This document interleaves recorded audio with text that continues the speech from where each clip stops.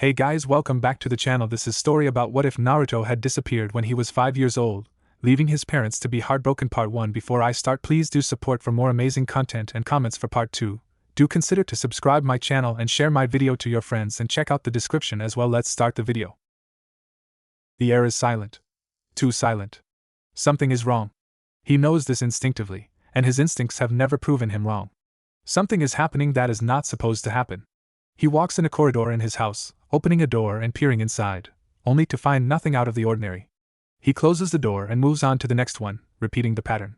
He continues this pattern endlessly, opening and closing endless doors until he finally reaches the last one in the corridor. He feels his breath fasten with trepidation as he reaches out with his hand to open the door. Fear grows inside his chest, threatening to engulf him. The sense of wrongness seems to radiate from the room beyond the door. His trembling hand hesitantly touches the doorknob, and with agonizing slowness he turns the knob. He feels his breath fasten even more as he waits for the agonizing minute it takes for the creaking door to fully open to pass. He feels his heart beating 1,000 kilometers per hour in fearful anticipation as the creaking door slowly opens to reveal nothing. He stares in absent confusion at the room that appears exactly like all the others he has opened. The navy blue curtains in front of the window billows out slightly as a soft breeze enters the room through the window. The dresser in the room is still standing in the same spot where it has always stood. The pictures placed on top of the dresser are still in exactly the same position they are supposed to be. The toy box still stands in the corner of the room, its lid completely closed. The bed with its blue and orange covers is still standing against the wall, completely made and not a wrinkle in sight. He stares in confusion at the room. He knows that there is something wrong with the room. His instincts are still shouting at him. He allows his gaze to carefully move across the room, focusing on everything. There is still nothing wrong. He frowns in utter confusion at the feeling of wrongness that his gut is still yelling at him. Did his instincts finally fail him? He sweeps his gaze across the room, across the simple dresser, the closed toy box, the window and its billowing curtains before it stops at the neatly made bed. He feels the sense of wrongness intensify. His breath catches in his chest when he finally realizes what is wrong. The bed is not supposed to be made. The bed is not supposed to be empty. A little boy with shocking bright blonde hair is supposed to be sleeping peacefully in the bed without a care in the world.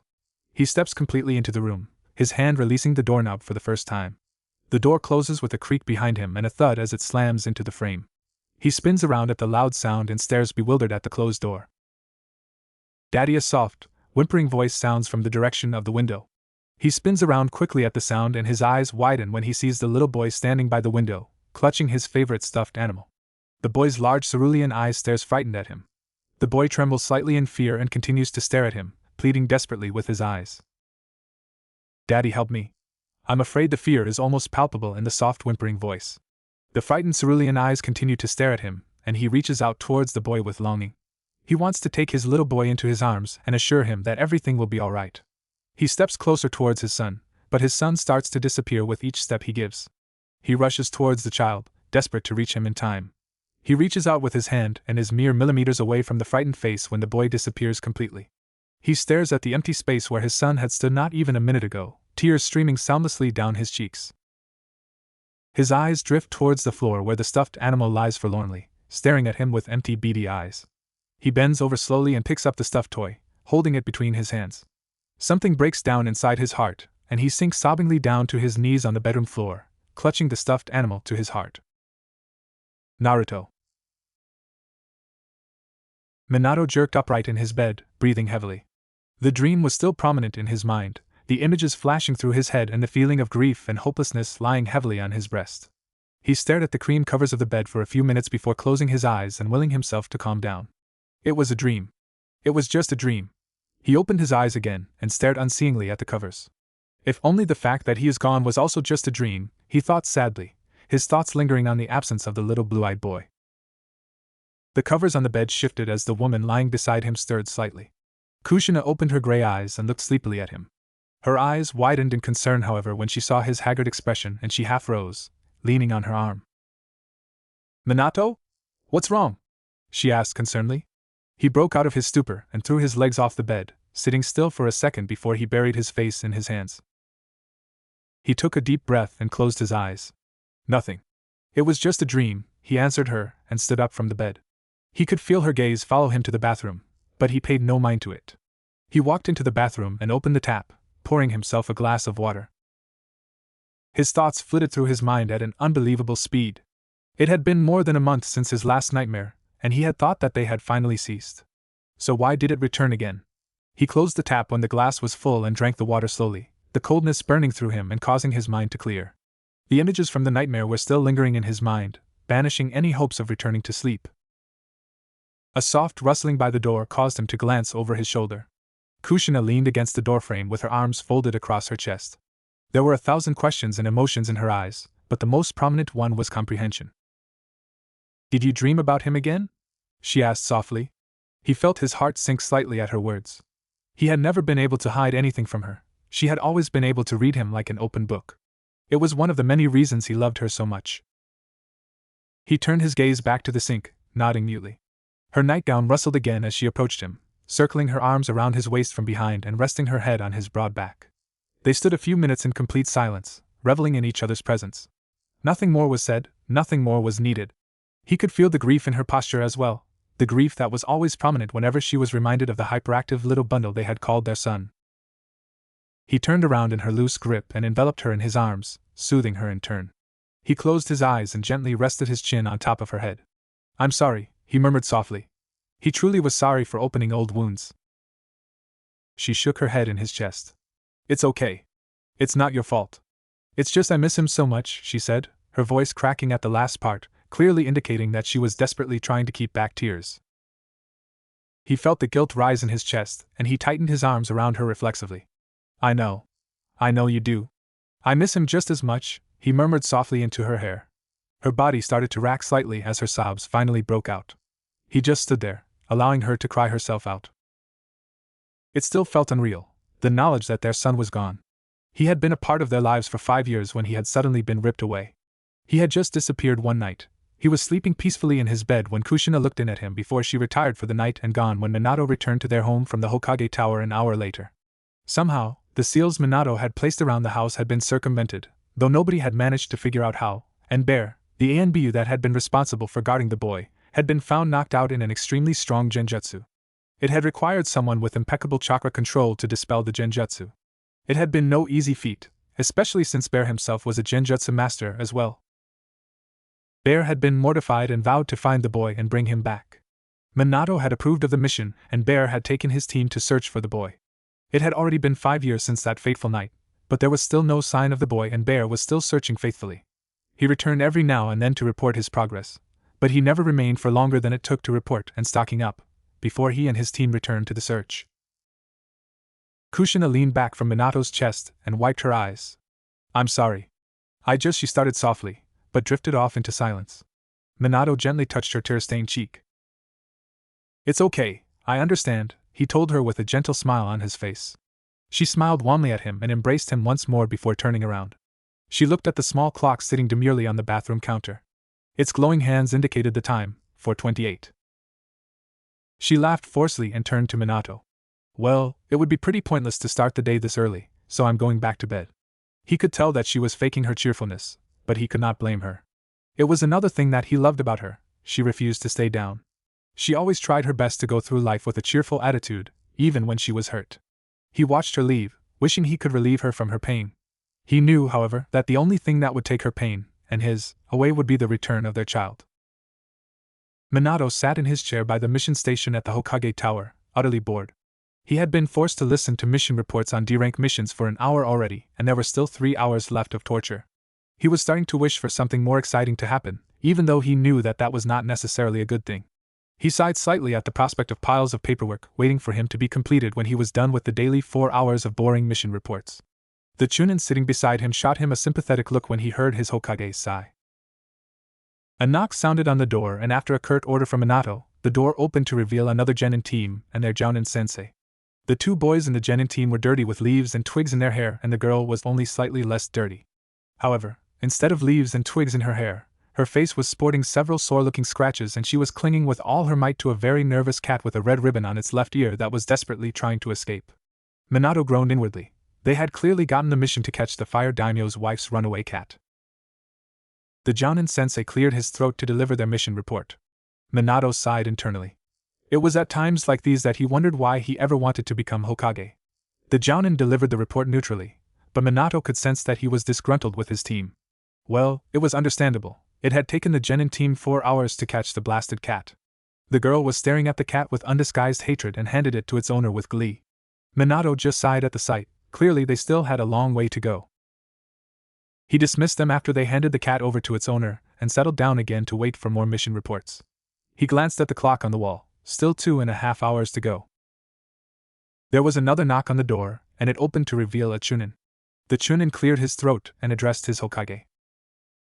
"Hokage-sama, there is an Anbu who wishes to speak with you. He wears the mask of a bear," the Chunin told the Hokage. Minato sat up straight in his chair, surprised to hear the message. He did not expect Bear, the Anbu who had taken it upon himself to find the Hokage's missing son, to show up. Bear had reported in a few days ago, so just the fact that he was here again showed that he might have found some new information. Minato dismissed himself from the mission desk and briskly walked to his office. He entered his office and saw Bear waiting for him in front of his desk. He took his seat by his desk in his office and neutrally looked at Bear. He could feel the anxiety build up in him, but he did not allow it to show on his face. He still had an image to uphold, after all. Minato formed a tent with his fingers. "So? Did you find anything?" he asked Bear hopefully, not bothering with any pleasantries. Bear started to speak, but before he could say anything, a gruff voice interrupted him. "Not yet, Minato. But I had, and thought that it would be prudent to let the both of you know. I'm lazy, so I told him to meet us here. That way I don't need to say it twice," the gruff voice stated from the direction of the window. Minato looked at the window and saw his white-haired former sensei sit on the windowsill.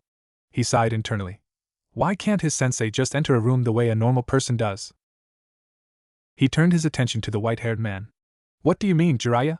What did you find?" he asked his former sensei, a slight frown between his brows. Jiraiya jumped into the room and looked at Minato with a solemn expression on his face. "I received a message from one of my agents some while ago. This agent told me that there is some kind of prison located close to Amigakure. It is in the charge of a number of missing nin from all over the world, and all of them have one thing in common. They all want somebody in their past to suffer. According to my agent, there are innocent people in that prison that are all treated like criminals. At first I thought that it's very sad and all that, but it had nothing to do with me, until my agent continued. They don't only hold innocent people in there, but children as well. And my agent heard a rumor that there is a young blonde-haired blue-eyed boy in there," the Sannin told the Hokage solemnly. Minato's eyes widened. It was very indefinite, but if the rumor was true, then it was possible he could have his son back. Even though a rumor about a blonde blue-eyed boy could be anyone, he knew that it was possible. It was more than possible, since he knew that he had enemies that wouldn't think twice about it if they had been given the chance to let Konoha's yellow flash suffer. He fixed his attention on Jiraiya again. "What else did your agent tell you?" he asked the Sannin tensely. Jiraiya sadly shook his head. "That was all. But I thought I'd let you know. It's definitely worth investigation," he stated. Minato's eyes narrowed slightly. "You're right," he muttered softly. "It is definitely worth investigation." He turned his attention to the Anbu who had listened to Jiraiya in silence. "Bear, I want you to take your team and gather as much information about that place as you can, even if it means that you have to infiltrate it. Find out if my son is truly in there, whether Amigakure knows about this, and also exactly who is controlling that place. I want you to bring any information you can find directly to me. I'm sure I don't need to tell you this, but one of the most important things you need to find out is whether AIM is involved at all, and if they are, what level of involvement they have in this affair. I want you to conduct this in a manner which would attract the least suspicion, and I want you to return before the week is over. Remember, I only want information right now. Once you have found the necessary information, return immediately. Do you have any questions?" he asked the masked Anbu. Bear hesitated slightly. "And if we find your son?" he asked tentatively. Minato felt his heart clench at the thought of his son in that place. "As much as it goes against my heart, I don't want you to spark an international incident. If the leader of Amigakure is involved in this, any change could stir an international incident. I repeat, I only want information. If my son is in there, we'll take it further once you return. Is there any other questions?" he asked the Anbu. Bear merely shook his head. "Then you are dismissed," the Yondaime said authoritatively, and Bear immediately departed from the office. "You don't seriously believe that Yahiko had anything to do with this, do you?" Jiraiya asked Minato, a slight hint of anger in his voice. Jiraiya's student Yahiko had become the leader of Amigakure a few years ago after they had successfully defeated Hanzo with Jiraiya's and some other Konoha nin's help. Minato had found enough evidence in that battle to execute Danzo on the charge of treason as well, so it had been a win-win solution for both Konoha and the AIM resurgence. Minato could understand the reason for Jiraiya's anger. Sensei, I don't know what to believe anymore. I don't want to suspect him, but if something like that had been happening beneath his very nose, then I can't help but to suspect him. If he is innocent, fine. I'll ask him for permission to handle that place if Bear finds any concrete evidence that my son is in there. If Bear finds nothing, then we'll never mention it again, he fiercely told his sensei. An uncomfortable silence fell between them for a small while until Jiraiya broke it. And if he is guilty? He asked Minato very softly. Minato looked away from his sensei. We'll deal with that when the time comes, he stated levelly. The wind blew softly over Konoha, gently rustling the leaves on the large trees. Butterflies fluttered colorfully over flowers and birds chirped happily on the branches of the trees. The entire village was bathed in a slightly orange glow as the sun started to set in the horizon. A loud crash filled the air and the birds flew away from the trees, startled away from their nesting places, and several ninja reflexively grabbed a kunai. They looked around for a few seconds and relaxed when they saw no danger anywhere close to them. They realized it was just another ninja training before they shrugged it off and returned to their own business. A blonde shinobi stood in a large training area, surveying the damage he did. A boulder standing in the middle of the clearing bore several large spherical indentations. Minato stared absently at the rock and a blue sphere slowly started to swirl in his hand, but dissipated as he let the energy go. He sighed in frustration as he continued to stare at the boulder with a slight scowl on his face. He focused chakra in his hand again and continued his exercise. Several new indentations later, he angrily gave up on his exercise. He turned around and moved towards the edge of the clearing where a masked silver-haired man with his forehead protector across his left eye leaned against a tree. The man's black eye followed the blonde until Minato reached him. The man wordlessly handed a towel to his Hokage, which Minato took gratefully. He wiped the sweat from his face while the other man just continued to look at him. Still no luck, sensei? The silver-haired man asked Minato. Minato sighed and shook his head. No, I still can't manage to add my element to the Rasengan. I'm starting to wonder if it is possible at all, he said and turned his gaze to the masked man. You're lucky you didn't have that problem with the Chidori, Kakashi. Kakashi smiled and shrugged slightly. True, but Chidori doesn't incorporate perfect shape manipulation like the Rasengan does. What you're trying to do is on an entirely different level of difficulty, he pointed out. Minato acknowledged the point with a slight tilt of his head and they both walked away from the training field in silence, the ANB responsible for guarding the Hokage following unobtrusively. They walked in complete silence for a few minutes until they reached the village. A young woman with neck-long brown hair and rectangular purple stripes on her cheeks leaned against a building, but quickly rushed towards the two men when they came in sight. She flashed Minato a smile and bowed slightly at him before she grabbed Kakashi's forearm. Good evening, Hokage-sama. Would you mind it if I steal your companion for the rest of the evening? She smilingly asked her Hokage. Minato smiled at her and a hint of amusement twinkled in his eyes. Of course you can take him, Rin. He is your fiancé, after all, he told his other student with a smile on his face. Even after he had become Hokage, he had still kept constant contact with his two students. They had all become very close after Obito's death, as they had helped each other to deal with the loss of the cheerful Uchiha. Rin smiled again at Minato and with another bow, she dragged Kakashi away from him. Minato stared after them in amusement for a few minutes before he walked towards the Hokage mansion. Kushina had said that she was going to make his favorite meal, so he had been looking forward to going back home. A gentle smile crossed his face when he thought of his fiery red-haired wife. He always looked forward to seeing her in the evenings, since she was one of the few people who had always been able to cheer him up. He sighed softly when another thought flashed across his mind and his smile dwindled slightly.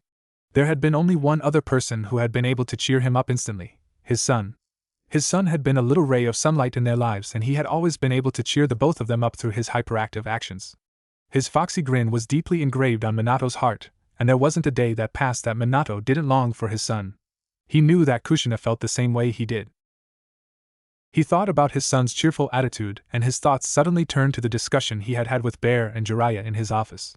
He remembered they told him that other children lived in there as well. Even if his son wasn't in there, just the thought of innocent children locked away in a place like that caused a chill to settle into his heart, especially when he tried to imagine the kind of lives those children must have lived. Of course, he did not know why those children were in there in the first place, but if what Jiraiya told him was true, then those children were completely innocent. He felt the chill in his heart intensify when he tried to imagine his son in the kind of conditions common of a place like that. He shivered at the thought and desperately tried to turn his thoughts away from it. According to Jiraiya, there was a possibility that his little hyperactive bundle of energy was in there. A part of him hoped that his son wasn't in there, but another traitorous part of him hoped that he was, since that would mean that they would finally be able to find the boy. Still, he did not want his son to spend 5 years of his life in that manner. He sighed again. There was nothing left to do about the matter. All he could do was wait for Bear's next report. He angrily banished the thoughts from his head and turned his mind again to the jutsu he had been working on that afternoon. In theory, it should be possible to add his elemental chakra to the Rasengan, but in practice it was incredibly difficult. But maybe if he tried to he would need to experiment more before he can be able to make any concrete decisions. If he was lucky, his plan might work and he will finally be able to add his element to the Rasengan. Only practice and time would be able to tell. A dark figure crouched beneath the bushes on the cliff, attentively keeping its gaze on the building beneath it. A few other figures laid in wait behind the first figure, attentively awaiting orders. The figure scanned his surroundings for a few minutes before he deemed it safe and gestured with 2 fingers, gesturing the other figures forward. The figures behind him disappeared into the darkness before he himself also moved down into the ravine where the building rested. His bare mask glimmered slightly in the wan moonlight for a split second before he moved into the darkness again. He soundlessly approached the building and waited for the patrol to pass, slipping into the building when the sentry moved away to investigate a sound he had heard in the opposite direction. He remained in the shadows inside the building, moving from room to room until he found one that interested him. He slipped into the room and investigated the room first for any traps before he finally got to work. He dismantled a few traps surrounding the cabinet against the wall, and cautiously pulled out a drawer filled with folders. He pulled out the first folder, and his eyes widened slightly when he noticed that it was a record of a person living in one of the cells. The record contained detailed information about that person, including the person's name, surname, current age, age when imprisoned, family history, current cell number and reason for imprisonment. It also bore miscellaneous information as well, such as medical history, current caretaker, etc. He felt a slight nauseous feeling rise in him when he read the reason the girl whose folder he was holding had been imprisoned. Her father had once insulted the leader of the missing nin in charge of the place. He replaced the folder in the drawer and searched through the rest of the folders until a name finally caught his eyes, a name that was very familiar to him. He quickly made a copy of the folder with a special copying jutsu the ANBU had developed for missions such as these and sealed it into a sealing scroll. His earpiece beeped softly into his ear and he mutely listened to the code one of his team members was relaying to him. They had found evidence that the leader of Amigakure had absolutely no knowledge about the place and that the missing nin had been operating completely on their own. He nodded slightly to himself and ordered his team to regroup at the previously planned location. A slight smile crept onto his face as he was reminded again of the folder tucked inside the scroll. They had finally found enough evidence for them to report back to the Hokage. The evidence the others had found had been enough reason for the Hokage to order them to thoroughly investigate the place, but he had found enough reason for the Hokage to order an assault on this place. They had finally found the Hokage's missing son. The air was quiet. An oppressive silence hung in the air, broken only by the occasional hoot of an owl or the restless shuffle of a guard's feet that clearly indicated the guard felt it was a waste of time to patrol the area. A lazy yawn broke the silence and the footsteps ceased for a few seconds before it resumed its lazy shuffle. A dark figure paused in the shadows of the doorframe, waiting for the footsteps to grow faint as the guard moved away. The footsteps finally disappeared into the distance, and the dark figure cautiously stepped out from beneath the doorframe. He surveyed the area for danger, and after confirming that it was clear, he slipped away from the doorway, cautiously keeping to the shadows. The footsteps of the guard grew closer again, and the figure drew into the shadows of another doorway, suppressing his chakra and masking his presence with a mild genjutsu. The steps grew even closer, and the guard passed without noticing the dark figure in the doorway and disappeared into the distance again. The dark figure stepped out of the questionable safety of the doorway and moved towards the exit of the building. He halted in another doorway again when the door leading to the outside came in sight. The door was open and another guard stood by it, attentively focusing on his surroundings. The dark figure adjusted the bare ANBU mask on his face and quickly flashed his hands through a few seals. He held the jutsu for a few seconds before slowly releasing it, seamlessly trapping the unsuspecting guard in his genjutsu. He swiftly moved out of the building and slipped into the shadows of the trees. Bear arrived at the previously planned location and impatiently waited for the rest of his team. Panther arrived first, dropping in as stealthily as his namesake. He nodded silently to his captain, indicating that he had completed his part in the mission without any problems. They waited in silence for the rest of the team for another few minutes until Wolf also joined them. Bear shot him a questioning glance, since he was slightly out of breath, which was a bit uncharacteristic for an ANBU. The guard almost caught my genjutsu, so I had to strengthen it. Genjutsu isn't my strongest point, Wolf explained softly.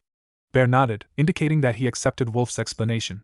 The minutes ticked by slowly and Bear felt the concern rise in him. The last member of their team, Kat, was taking too long. He started to consider his options regarding her, but his thoughts were interrupted when Kat finally arrived. She was panting when she arrived and her torn clothes indicated that she had been in a fight. I was discovered, she told her captain softly. Bear swore softly and gestured his team into motion. They leapt into the trees and moved away from the place until Bear was sure they were safe, for the moment. Report, he ordered them, looking at each of them, his eyes lingering on Kat. She was new to the ANBU, so she was still a little inexperienced. She had joined their team only 2 months ago when they had lost their previous medic in a fight. While Kat was still inexperienced, she was the best choice for their team due to her excellent medical and information gathering skills. Bear turned his attention to the other members and listened to their reports without any comments. The only person with any problems had been Kat. Bear swore inwardly. He had hoped that they could escape without being noticed, but no mission ever went the way it was supposed to, so he could not blame Kat for being discovered. Still, if those missing Nin discovered that they were from Konoha, things could get messy, especially if the missing Nin knew that they held the Yondaime Hokage's son in custody. He turned his gaze to Kat's again. Did any of them discover where you came from? He tersely asked her. She thought about it for a second before she answered him. If anybody noticed anything, it wouldn't matter anymore. Everyone who saw me is dead, she replied levelly. Bear nodded his approval of her actions. Even if she was a newbie, she never failed to clean up after her mistakes. He looked at everyone on his team. So everybody acquired the necessary information? He asked his team and waited for their nods before continuing. Then let's go. The Hokage is waiting for us. They set off towards Konoha in a sprint, taking to the trees. Bear felt the sealing scroll nestled tightly in the pocket of his ANBU vest, and his thoughts returned to the information he had found. He knew that all hell would break loose for the missing Nin when the Hokage received the news. They would never know what hit them. Minato sat in his office chair, staring absently at the large faces on the mountainside. He didn't really notice the faces, since he was deeply lost in thought. Bear and his team had left almost a week ago, and he was expecting the ANBU to be back before the week was over. He was anxious for the information they were supposed to be searching for, as it was the first lead to his son in almost 5 years. He hadn't told Kushina about the lead yet, as he didn't want to give her false hope, and he himself was afraid that the lead was just that, false hope. He would wait until Bear came back with definite evidence before he would tell his red-haired wife. He sighed and turned his gaze in the direction of Amigakure, where he knew the building Bear and his team were investigating was supposed to be located. A gruff voice suddenly broke him out of his thoughts. Stop worrying about it, Minato. Bear knows what he is doing. I'm sure that he will get all the information he can. Minato turned his gaze towards the speaker, a large white-haired man with vertical red stripes on his cheeks. I'm not worried about that. I know that Bear knows what he is doing, he told his former sensei, Jiraiya of the Sannin. Jiraiya merely raised his eyebrows at his former student. Of course, Jiraiya replied, but that doesn't change the fact that you are thinking about it, he pointed out. Minato tore his gaze away and stared out of the window again. It's the first lead to my son in 5 years. I can't help but to think about it, he softly told his former sensei. Jiraiya stood up from the chair he was lounging in and comfortingly placed his hand on Minato's shoulder. I know, Minato. I know, he softly assured his former student. Minato turned his eyes to Jiraiya's again. What brings you here? I'm pretty sure you didn't come here to tell me to stop worrying, he asked the Sannin. Jiraiya's hand slipped off Minato's shoulder, and a solemn expression slipped onto his face. As much as I'd like to stay here and wait for Bear's report, I think it's time for me to return to my duties. I've received requests from some of my agents to see them. I thought I'd let you know, he solemnly told the Hokage. Minato nodded in acknowledgement of Jiraiya's words. He knew that Jiraiya's spy network couldn't come to a standstill just because of a lead that could turn out to be false. I see. Thank you for letting me know, he replied to Jiraiya's words. Jiraiya nodded in acknowledgement of the thanks and turned to leave, but before he moved towards the door, he placed his hand on Minato's shoulder again. Don't get your hopes up too high, Minato. The chances that he is in that place are very small. It was an unconfirmed rumor, after all, he gently told Minato. Minato looked away from Jiraiya and a heavy silence hung in the air.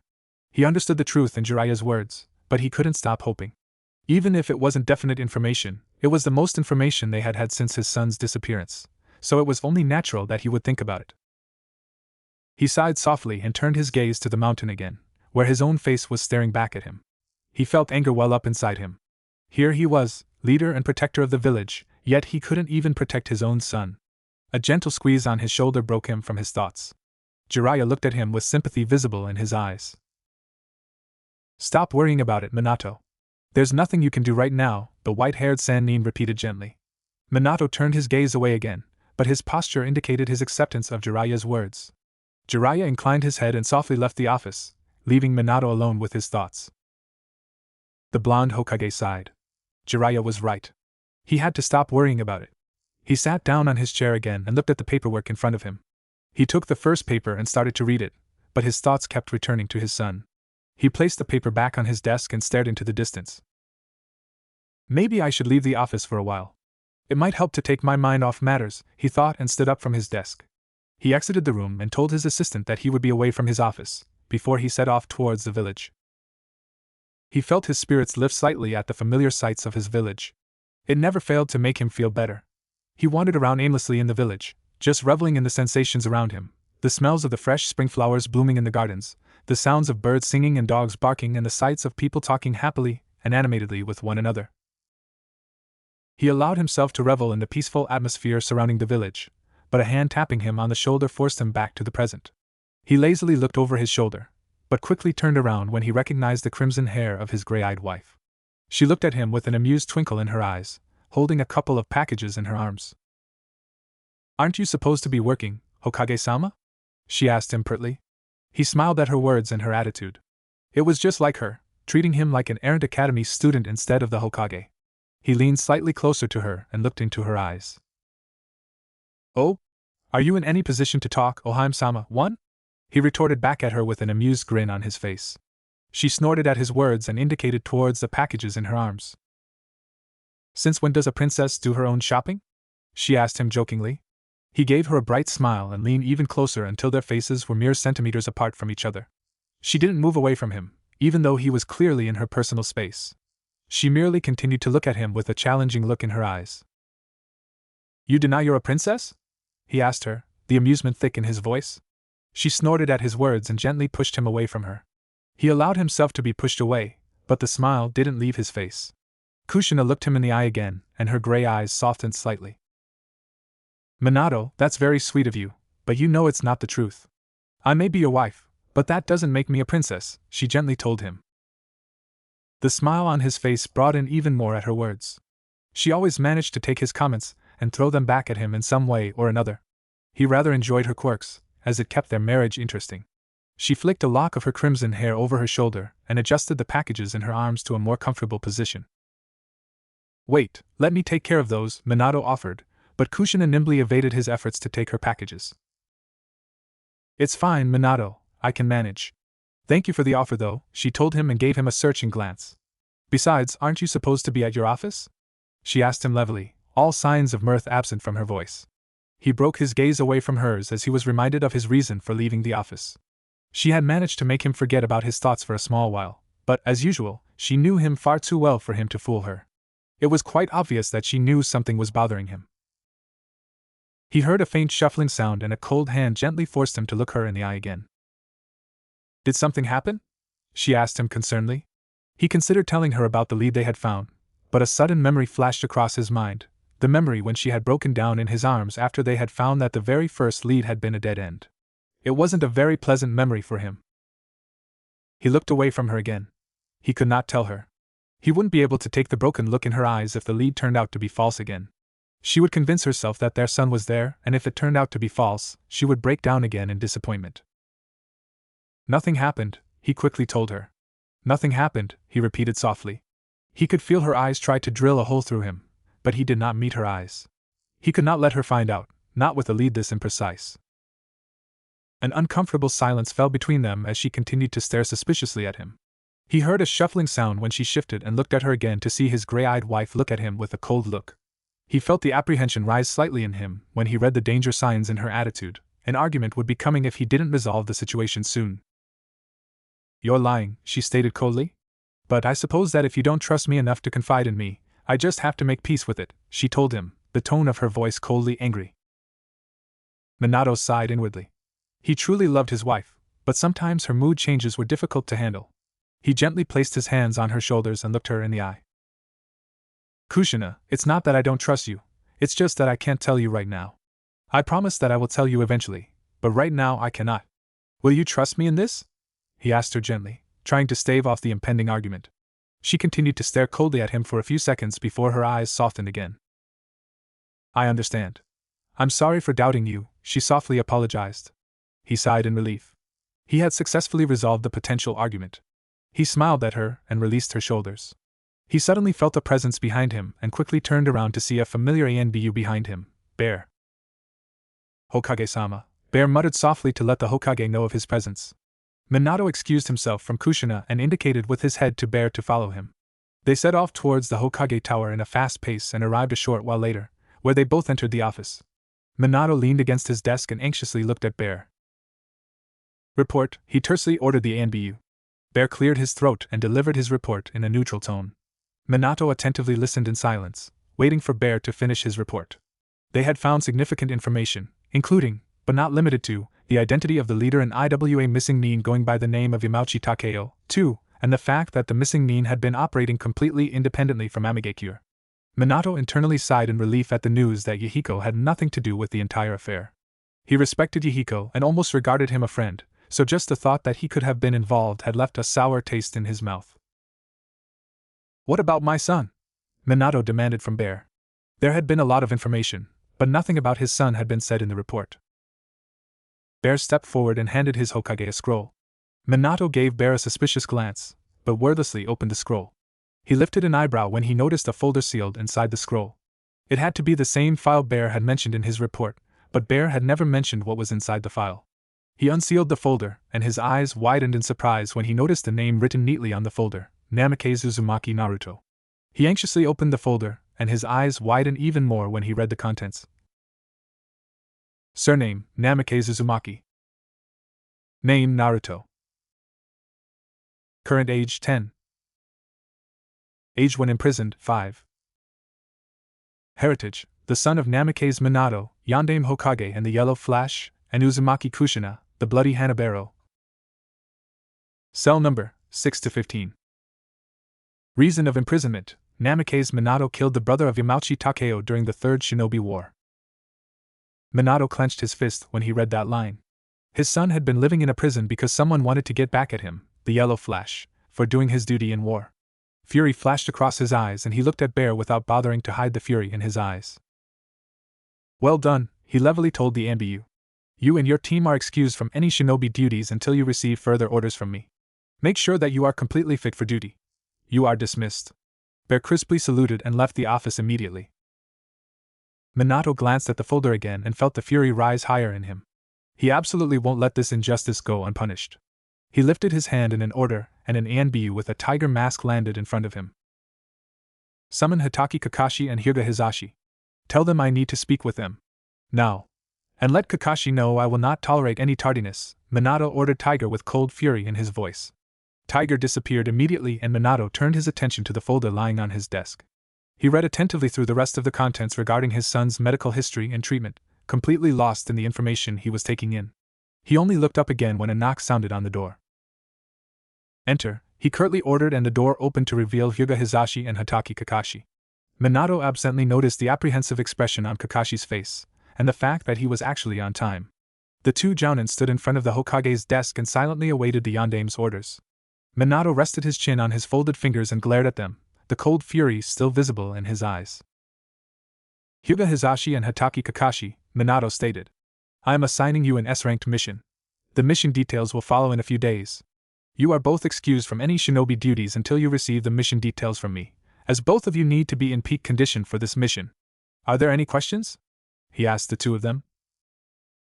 Kakashi nervously rubbed the back of his neck and a sheepish expression crossed onto his face. Not about the mission. But, are we in trouble for something? He asked cautiously. Minato blinked at Kakashi's question. Why would he think he's in trouble? The blonde suddenly realized he was still sending out killer intent in waves. He shook his head in an attempt to clear it, and suppressed his killer intent slightly. It would not do to send out killer intent towards his shinobi. No, Kakashi, you're not in trouble. I'm not angry at you, he told the silver-haired jounin in irritation. He took a deep breath to calm down, and addressed the two in front of him again. If there are no more questions, then you are dismissed. The two jounin bowed slightly and silently left the office, not wanting to experience the wrath of their Hokage. Minato took a message scroll and started to pen a message. He signed his name with an angry flourish at the bottom and sealed the scroll with his symbol. He lifted his hand again and Tiger softly landed in the office, waiting for orders. Take this message to the avian master and tell him to send it to the leader of Amigakure. Let him know that it is on the highest priority. You are dismissed, he told Tiger, who immediately disappeared with the message. Minato stood up from his desk and exited the room. I'm taking the rest of the day off, he told his assistant. She opened her mouth to protest, but merely closed it again and nodded when she noticed the furious look on her Hokage's face. The entire village knew not to cross the yellow flash when he was really angry. Hi, Hokage-sama, his assistant muttered timidly, and Minato left the office without any further ado. He still had to tell a certain redhead about these developments. Minato entered his house, hanging his Hokage cloak on a coat hanger before he sank into a chair in the living room and buried his face in his hands. He was still furious at the news he had received, and he knew he had to calm down before he could tell Kushina, but the fury inside him refused to calm down. Just the thought of his son locked away in that place caused the anger in him to rise again. Too many things had to happen first before he could rescue his son, but his very being chafed against the delay. He desperately wanted to see his son again, so all the necessities that needed to happen first only caused his frustration to grow. Minato? What are you doing here? Minato suddenly heard a voice say. He lifted his head and saw his crimson-haired wife stare at him in surprise from the corridor. He stared back at her and sighed internally. He had hoped to calm down a bit more before he spoke to her, but clearly he had not been given that chance. She continued to stare at him until she read the signs of anger in his eyes. Her eyes narrowed in suspicion, and she crossed her arms across her chest. Did something happen? She asked him with suspicion in her voice. He closed his eyes and massaged his temples to relieve the slight headache that had been forming. Trust Kushina to always look at the heart of things. He took a deep breath and opened his eyes again to look at her. We found him, he told her levelly, still trying to repress the fury that was rising again. He knew that he did not need to mention who he was, since their son was never far from Kushina's thoughts. Her arms dropped to her sides and her eyes widened to the size of saucers. He could see the emotions flash across her eyes: hope, fear, disbelief, and many others all mixed into one. She continued to stare at him in shock until he realized that she wasn't breathing. He sighed softly and walked towards her, placing his hands on her biceps. Breathe, Kushina. It won't help anyone if you faint, he told her gently. She blinked a few times and started to breathe again. She looked at him with her heart in her eyes. Really? How? When? Where is he? She asked him with her breath catching in her chest, as if she was afraid to hear his answer. He sighed again and gently steered her towards a chair before he told her everything. Her eyes narrowed in anger the further he got with the tale until he finally handed her the file. Her eyes widened again when she read the file, and a deadly calm surrounded her when she finally closed the file. I see, she calmly said and turned her attention to her husband again. When are we going? She asked him, still completely calm. He sighed internally. He had hoped that she would remain in the village, but he had known that she would never agree to that. She wouldn't let anything get between her and her son, especially not her husband's protective urges. A part of him was surprised that she took the news so calmly, but another part of him knew that she just looked calm. Her fury was definitely boiling beneath the surface. The moment I received the go-ahead from Yahiko, he told her calmly. A hint of anger flashed across her eyes and she looked angrily at him. Why do you need to get his permission? You're the Hokage. You don't have to listen to anyone, she declared vehemently. Minato sighed at her response. He had expected something like that from her. Because, Kushina, it would spark an international incident if we take a place down that falls in his borders. It's better to do this the right way. I promise that it won't be longer than a week, he told her gently. He was somewhat surprised to realize that he had calmed down to the extent where he could reason logically again. A week? You intend to let our son stay in there for another week? She demanded angrily at him. The thin layer of calmness that had hidden her fury was steadily corroding away to nothing. Minato placed his hands on her shoulders again and gave her a slight shake. I know, Kushina, he told her loudly. I know. I don't want him to stay in there either, but I don't have a choice right now, he told her softer. Her fury diminished a bit as she listened to him and waited for him to continue. If we do it this way, we won't be delayed by any legal necessities once we leave the village, he gently told her. She pondered his answer for a few seconds before she turned her head away. Fine. Do it your way. But don't take too long, she warned him and left the house, presumably to calm down in her own way. He continued to stare after her and clenched his fists. I won't, Kushina. Believe me, I won't, he muttered softly after her disappearing figure. A soft mist hung over the village, signaling early dawn. The sun was just beginning to peek over the horizon and the birds were just starting their daily morning songs. The hour was such that most people were still in bed, excluding shinobi departing on missions or business owners opening their shops before the rush of morning traffic started. In a house in the village, a certain blonde was readying himself for the day as well. A lot of things had to happen this day, including a very important meeting with the infamous council. Minato knew he would get grief from them, but he was adamant they would not prevent him from going on this specific mission. However, before he could amount to anything, he needed to talk to a certain person. Kushina leaned against the wall with her dressing gown thrown over her shoulders and a cup of coffee in her hands. She regarded her husband with neutrality, as she continued to watch him get ready for the day. "I take it you're going to talk to Sarutobi first before you take on those fools on the council," she stated levelly, taking a sip of her coffee. Minato threw her a glance over his shoulder before he turned back to the mirror where he was trying to tame the unruly mop he used for hair. "Of course. I will need his support in this. The council's not going to take this well," he answered her, focusing more on his hair than his words. She made a soft noise of agreement in her throat and took another sip of her coffee. "How will the clans take it?" she asked him calmly. It felt almost strange to him to see her so mellow, but he knew she wasn't normally a morning person. She needed some time before she awoke completely and became her normal cheerful self. "I'm not really sure. Fugaku might have some problems with it, but I'm pretty sure most of them won't have any problems, although I can't be too sure. All of them are very unpredictable. Still, I think the only problem would be to get past the advisors. They won't be very impressed with my demand," he told the redhead. Kushina snorted at his words and he allowed a small smile to slip onto his face when he heard the snort. "I can just imagine, you are the Hokage. You cannot allow yourself to be held up by such trivial details. Your presence in the village is much more needed." Kushina enacted the scene. Minato chuckled at her words and adjusted the collar of his cloak before he turned around and faced her. "I doubt they'll say it like that, but that's most likely what it's going to come down to. They're not going to be willing to let me leave the village and personally lead this mission," he stated. "But they won't succeed in trying to dissuade me. I may be the Hokage, but I'm a father and shinobi as well. I will get my son out of there personally," he told her with determination in his voice. Kushina's eyes softened slightly at his words and a small, but still determined smile slipped onto her face. "Not alone, you won't. I will definitely go with you," she told him with a hint of challenge in her voice, as if she dared him to cross her. He sighed and shook his head in frustration. "That's going to be another reason why the council will give me grief. They won't be too keen on letting you go, seeing that you are the Kyubi Jinchuriki. They'll probably say something like, 'We cannot allow you to take Uzumaki Kushina out of Konoha on something like this. That's ridiculous. How do you know this isn't a trap to capture her?' They definitely won't agree to that," he assured her with disgust in his voice. She snorted at his words and looked away from him. She knew exactly what kind of grief the council would give him because of her, but Minato knew she couldn't care less. "It's not like they'll be able to prevent me from going. I want my son back, and I will not sit at home and wait for somebody else to bring him to me. I'll show them just how independent I can be," she told Minato. Minato sighed again, but still allowed a smile to slip onto his face. "Try not to be too independent. I don't want to receive grief from the council for the next couple of years. I already get enough from them as it is," he told her with a soft chuckle. She pouted slightly at his words before a smile slipped onto her face. "Those old farts can handle it. I need to keep them on their toes lest their instincts dull by doing nothing all day," she told him with a pert tone in her voice. He laughed at her words and walked towards her. "Still, I don't want to listen to their complaints all day. I have to go now, so I'll see you again later today. Don't cause too much trouble, okay?" he told her jokingly. She lifted an eyebrow at his words and looked levelly at him. "Treating me like a child now?" she asked him with a slight edge in her voice.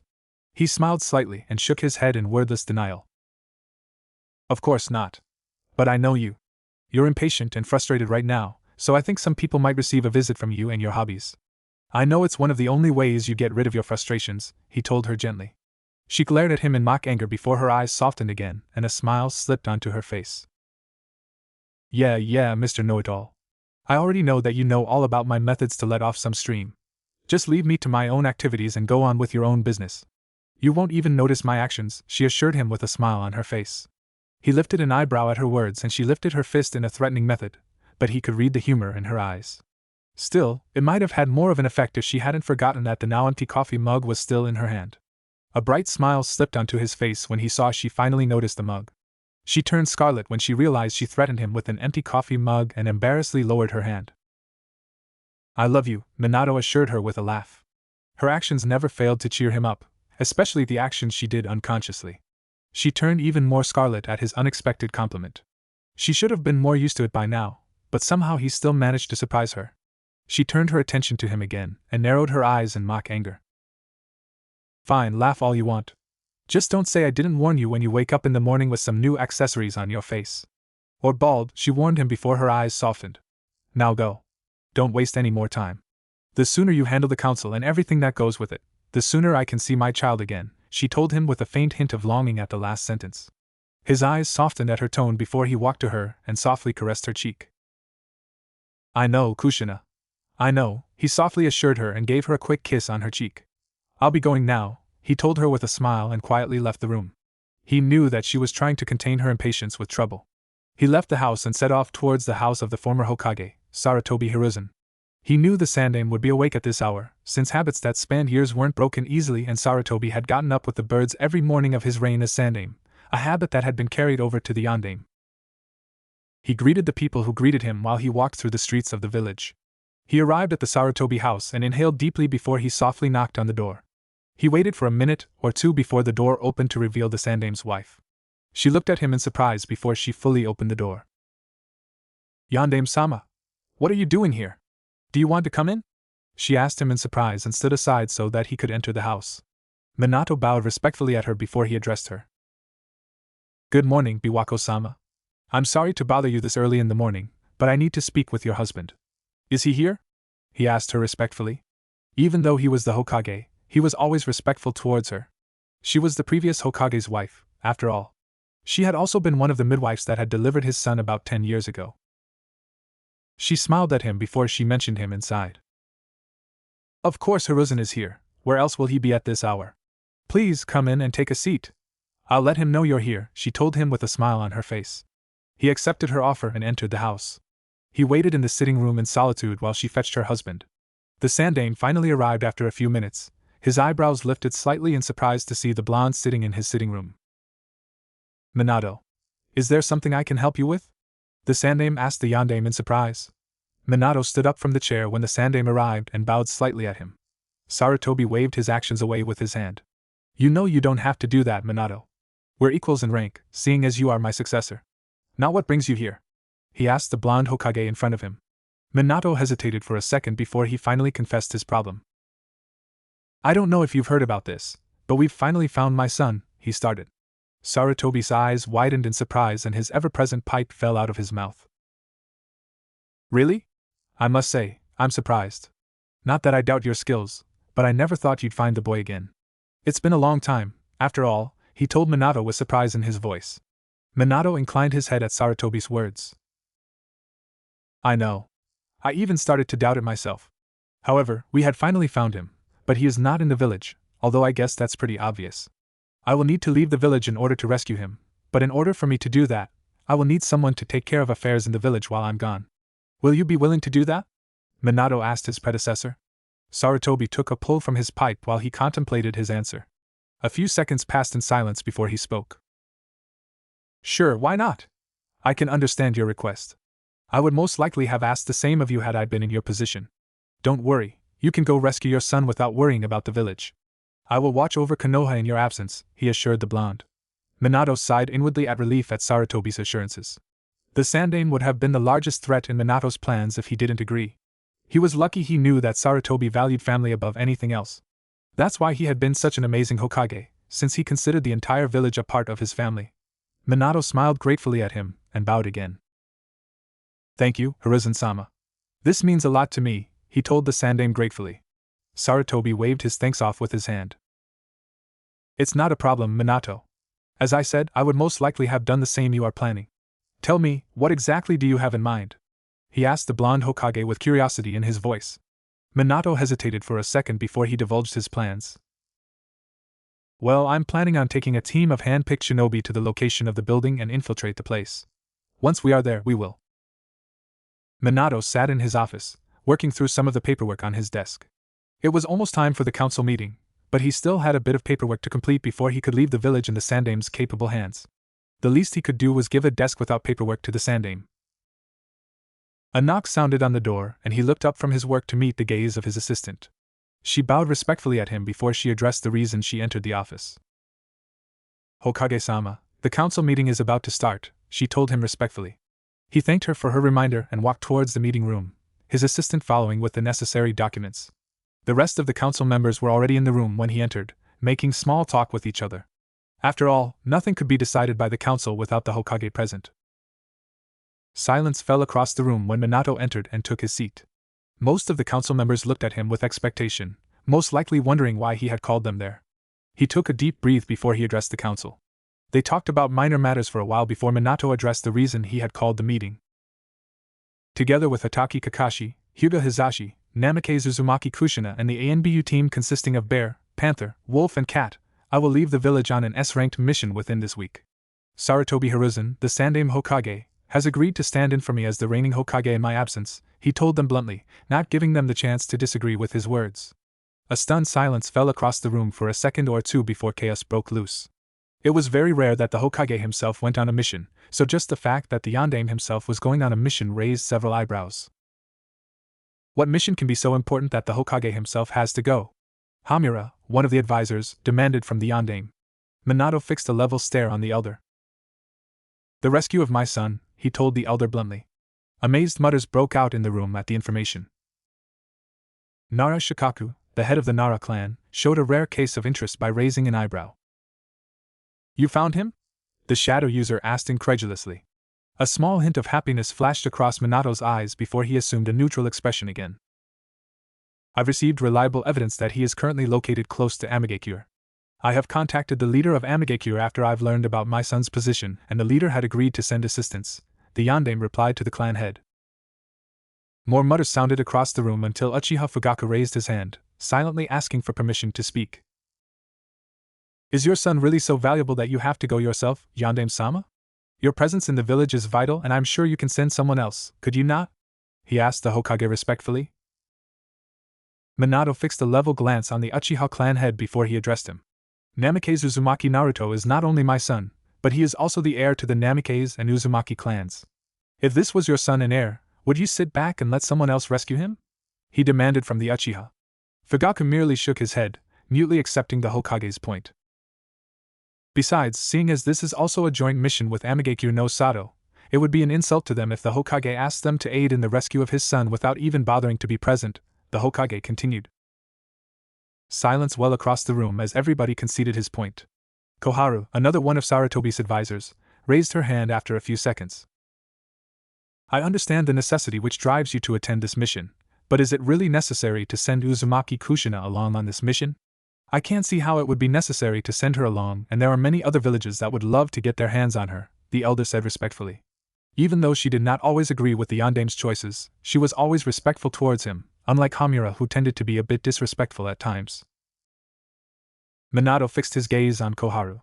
The person in question is more than capable of protecting herself. She is a jounin of this village, after all.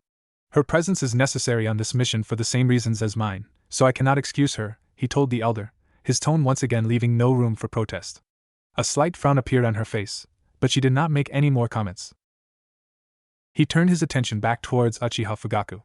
In response to your statement regarding the necessity of my presence in the village, I will return within a week or two at the most, and since the Sandaime will be presiding over the village, my absence will not largely influence the affairs of the village, he told the Uchiha clan head, who seemed to accept his explanation. The Yondaime turned his gaze to the entire council again. Is there anyone else who wants to say anything? He asked them levelly. Nobody uttered a sound, although some of the members were looking at him with displeased expressions, especially the two advisors. Minato looked at each of the council members in turn, before he addressed them again, apparently satisfied by their responses. If there is nothing else, then this meeting is adjourned, he told them with authority and stood up.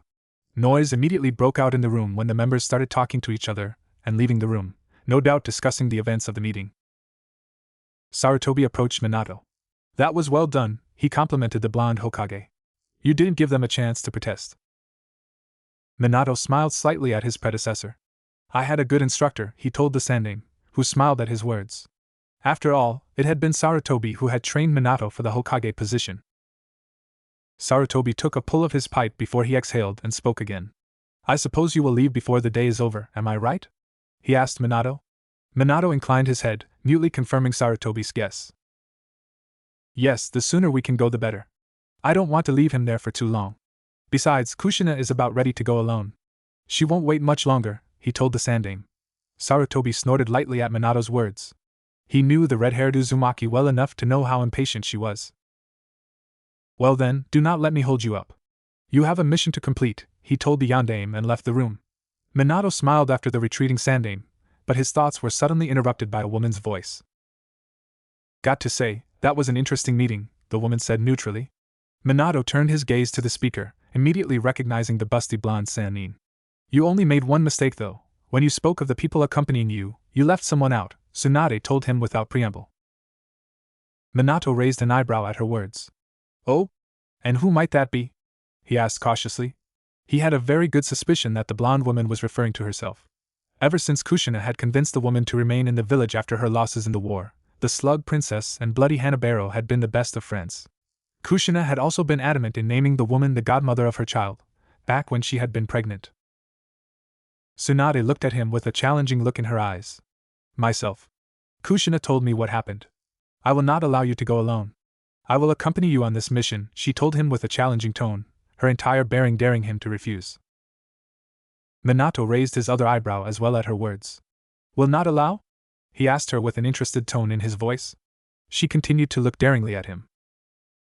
Yes, Minato, will not allow. I will do anything in my power to stop you if you refuse to let me accompany you, she told him.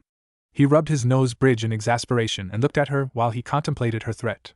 He could understand her desire to accompany them, since she had always been close to the boy before he had been abducted. He fixed his gaze on hers again. Okay, he agreed with her request. She blinked at his answer in confusion before an incredulous look settled on her face. Okay? Just like that?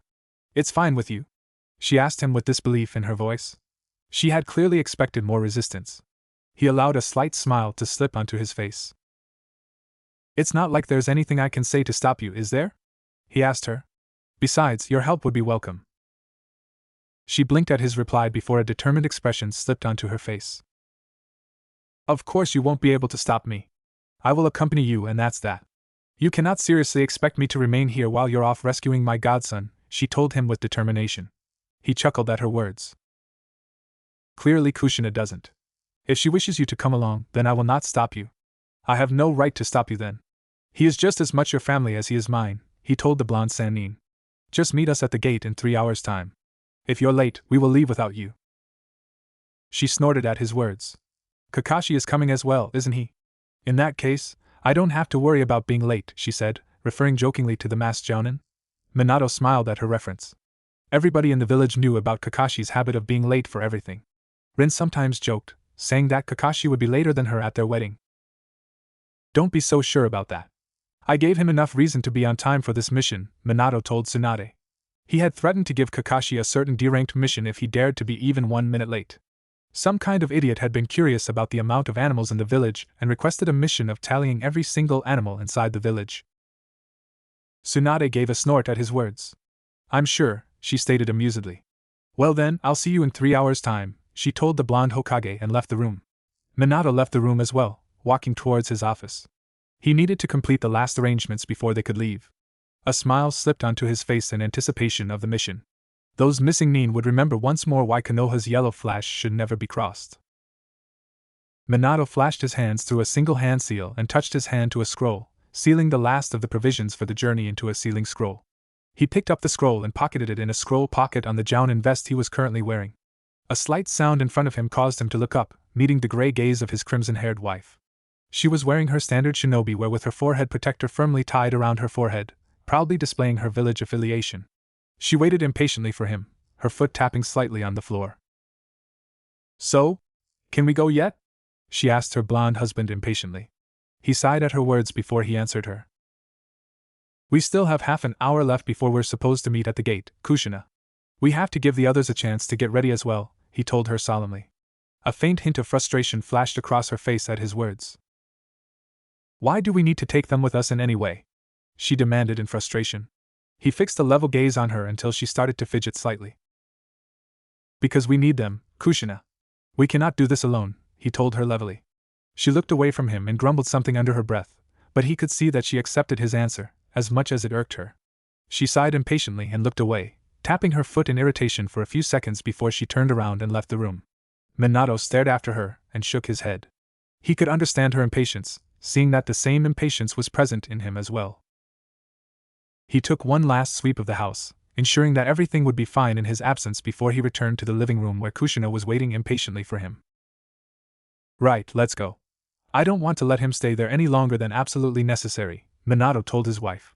A smirk crossed over her face for a split second, but she was out of the door before Minato could see anything else. He allowed a small grin to slip onto his face before he too set off towards the village gate. They arrived at the gate after a couple of minutes. Minato felt a flash of satisfaction when he noticed that all of the members were there, but the satisfaction disappeared when he noticed they shorted one. A slight frown slipped onto his face when he noticed that the copy ninja was not present. He clenched his fist slightly in frustration. He wanted to leave already, but he could not leave without a certain jounin. A soft chuckle sounded to the left of him, drawing his attention. He looked to his left and met Tsunade's gaze. She was looking at him with amusement written clearly on her face. Looks like he didn't take your threat seriously, she told him somewhat smugly, referring to the copy ninja. He opened his mouth to reply to her statement, but another voice interrupted him. Oh, he'll come. He'll definitely come on time. There's still 5 minutes left, so he's not late yet. He'll be on time, the voice assured them cryptically. Minato turned his gaze to the speaker and met his wife's twinkling gaze. He crossed his arms and looked suspiciously at her. You're defending him? How can you be so sure that he'll be on time? He asked his red-haired wife. A dangerously satisfied smile slipped onto her face, and her eyes twinkled smugly. He might not have taken your threat seriously, but he has definitely taken my threat seriously, she assured her husband. He cried like a baby, she continued gleefully. Minato lifted an eyebrow at her words. Exactly what did you threaten him with? He asked her, even more suspicious than before. Her smug smile grew slightly larger, and she turned her gaze away from his. You'll see, she replied cryptically.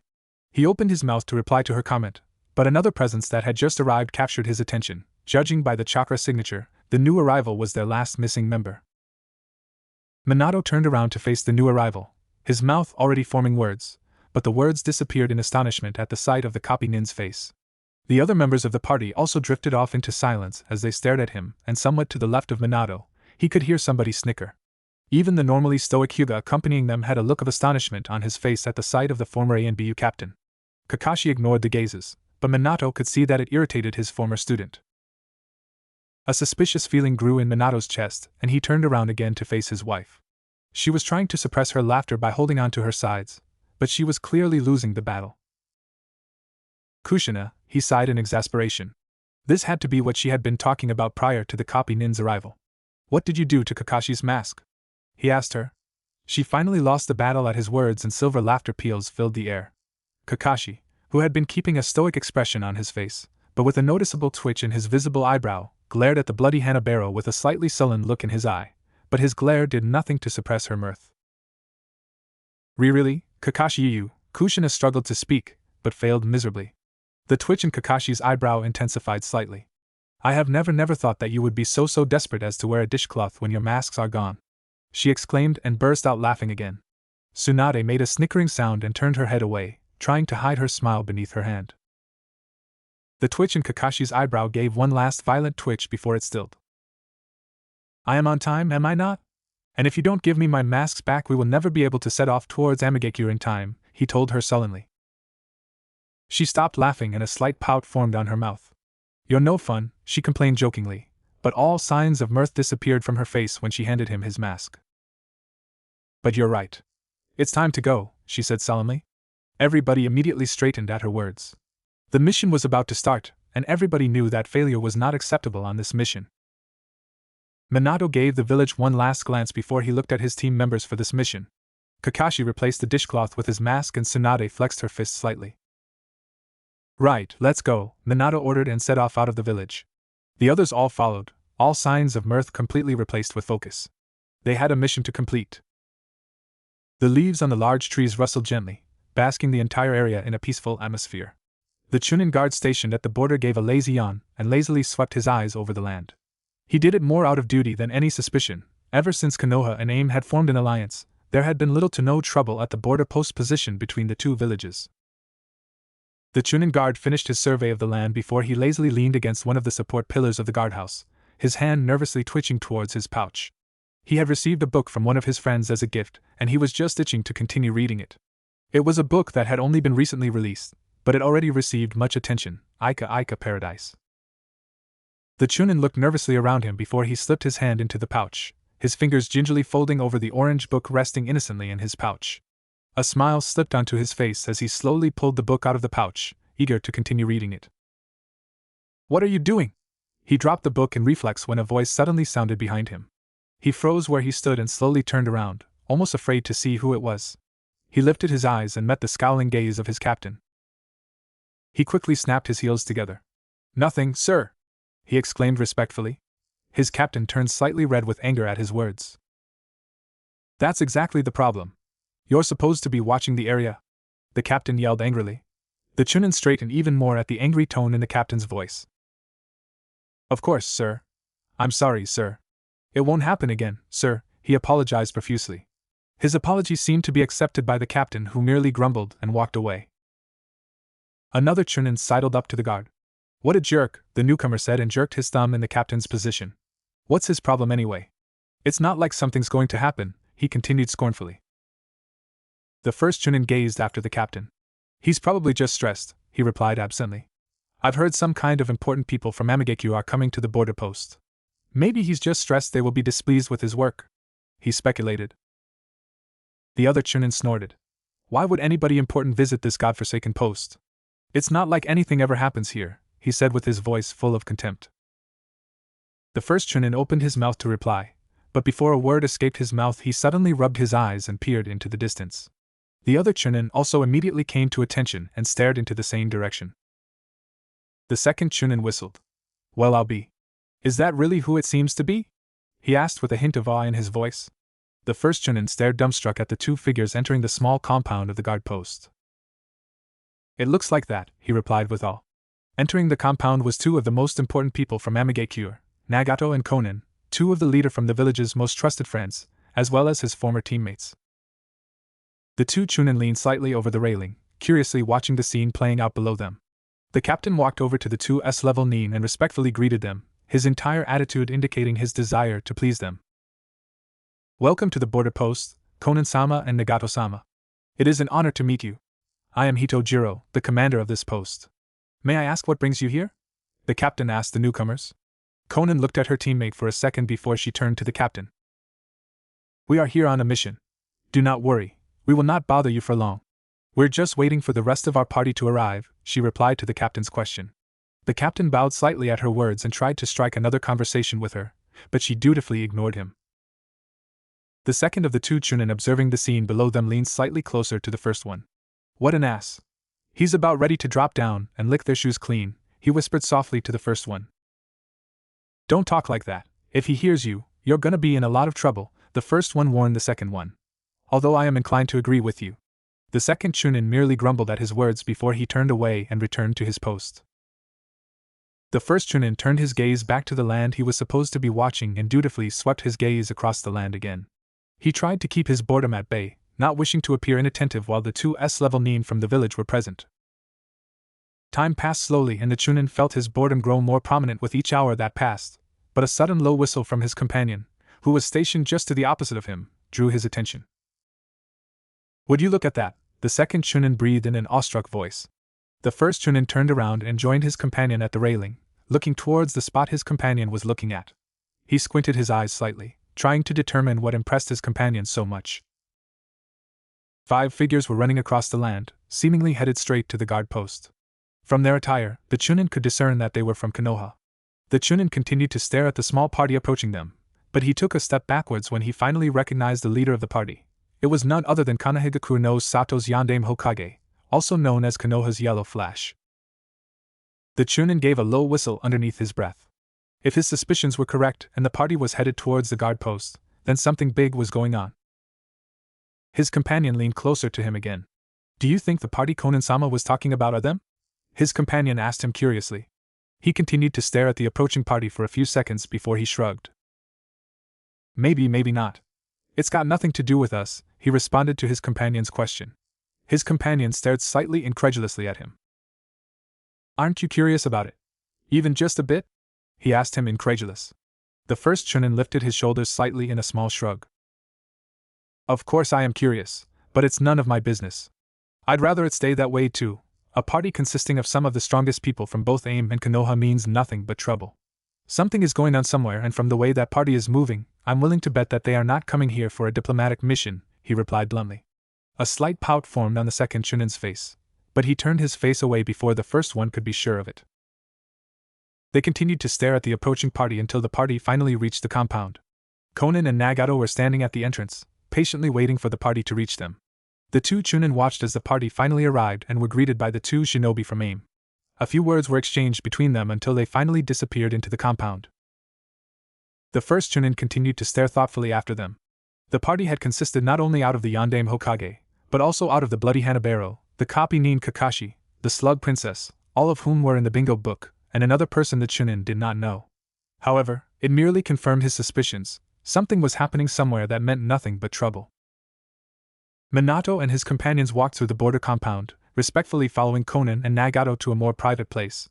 Minato was somewhat surprised at their presences. He knew that Yahiko told him that he'd send assistance, but he had never thought that it would be Yahiko's teammates. They reached a room after a few seconds and entered it. Konan activated a few seals around the room and indicated towards the Konoha Nin to take a seat, doing the same herself. This room is completely secure. It is guarded by security and silence seals. We have often found need to discuss important matters at the border posts, so Yahiko had decided to rig secure rooms in all of the border posts, the blue-haired beauty from AIM explained to the Konoha Nin. Minato nodded in approval and leaned slightly back in his chair. It made sense to have a secure room in a border post. Surprisingly, many important matters were often discussed at one. We have heard of your mission from Yahiko. We are the assistants he sent, Nagato solemnly started the discussion. Minato nodded at the Rinnegan bearer. I suspected that once I saw you. However, I must say I'm surprised. I did not expect him to send the two of you, he told Nagato. We are in your debt from the time when you assisted us with taking over the village. You sent us assistance in the form of some of your most trusted shinobi. It would be an insult of us not to respond in the same manner, Konan interrupted them. Nagato nodded in agreement with her words before he continued. I understand your surprise, but it is as Konan said. Also, Yahiko had been aware of that place for some time, but he did not know the details. We had been busy reorganizing the village ever since the takeover, so we did not have the time to investigate yet.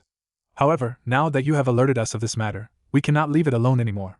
That is also the reason the two of us were chosen to assist in this mission, Nagato explained to the Hokage. Konan's eyes softened slightly as she looked at Kushina and Minato. What he's trying to say is, you can rescue your son without worrying about anything else. We will take care of the nitty-gritty details of the rest of the people in there, she told the two parents, with a slight smile. Kushina's eyes softened and a small but grateful smile slipped onto her face. Thank you, she murmured softly to the blue-haired woman. Konan inclined her head slightly towards the redhead. It is the least we can do, she responded to the bloody Hanabaro before she turned her attention to Minato again. We have already taken care of all the necessary preparations required for this mission. We are ready to depart at any time, she told him neutrally. He inclined his head towards her. Then please let us not delay here. I would rather my son get out of there as soon as possible, he told the AIM pair, who both nodded at his words. Then let us go, Konan responded and deactivated the seals of the room. Do not let us linger here unnecessarily. The others all got up and left the room as well, patiently waiting for Konan to deactivate the last of the security seals before the entire party set off towards the missing Nin base. The wind blew coldly, rustling the bare branches of the trees. Spring had broken out a while ago, but judging from the still leafless trees in the area, it had not been a gentle winter in this area this year.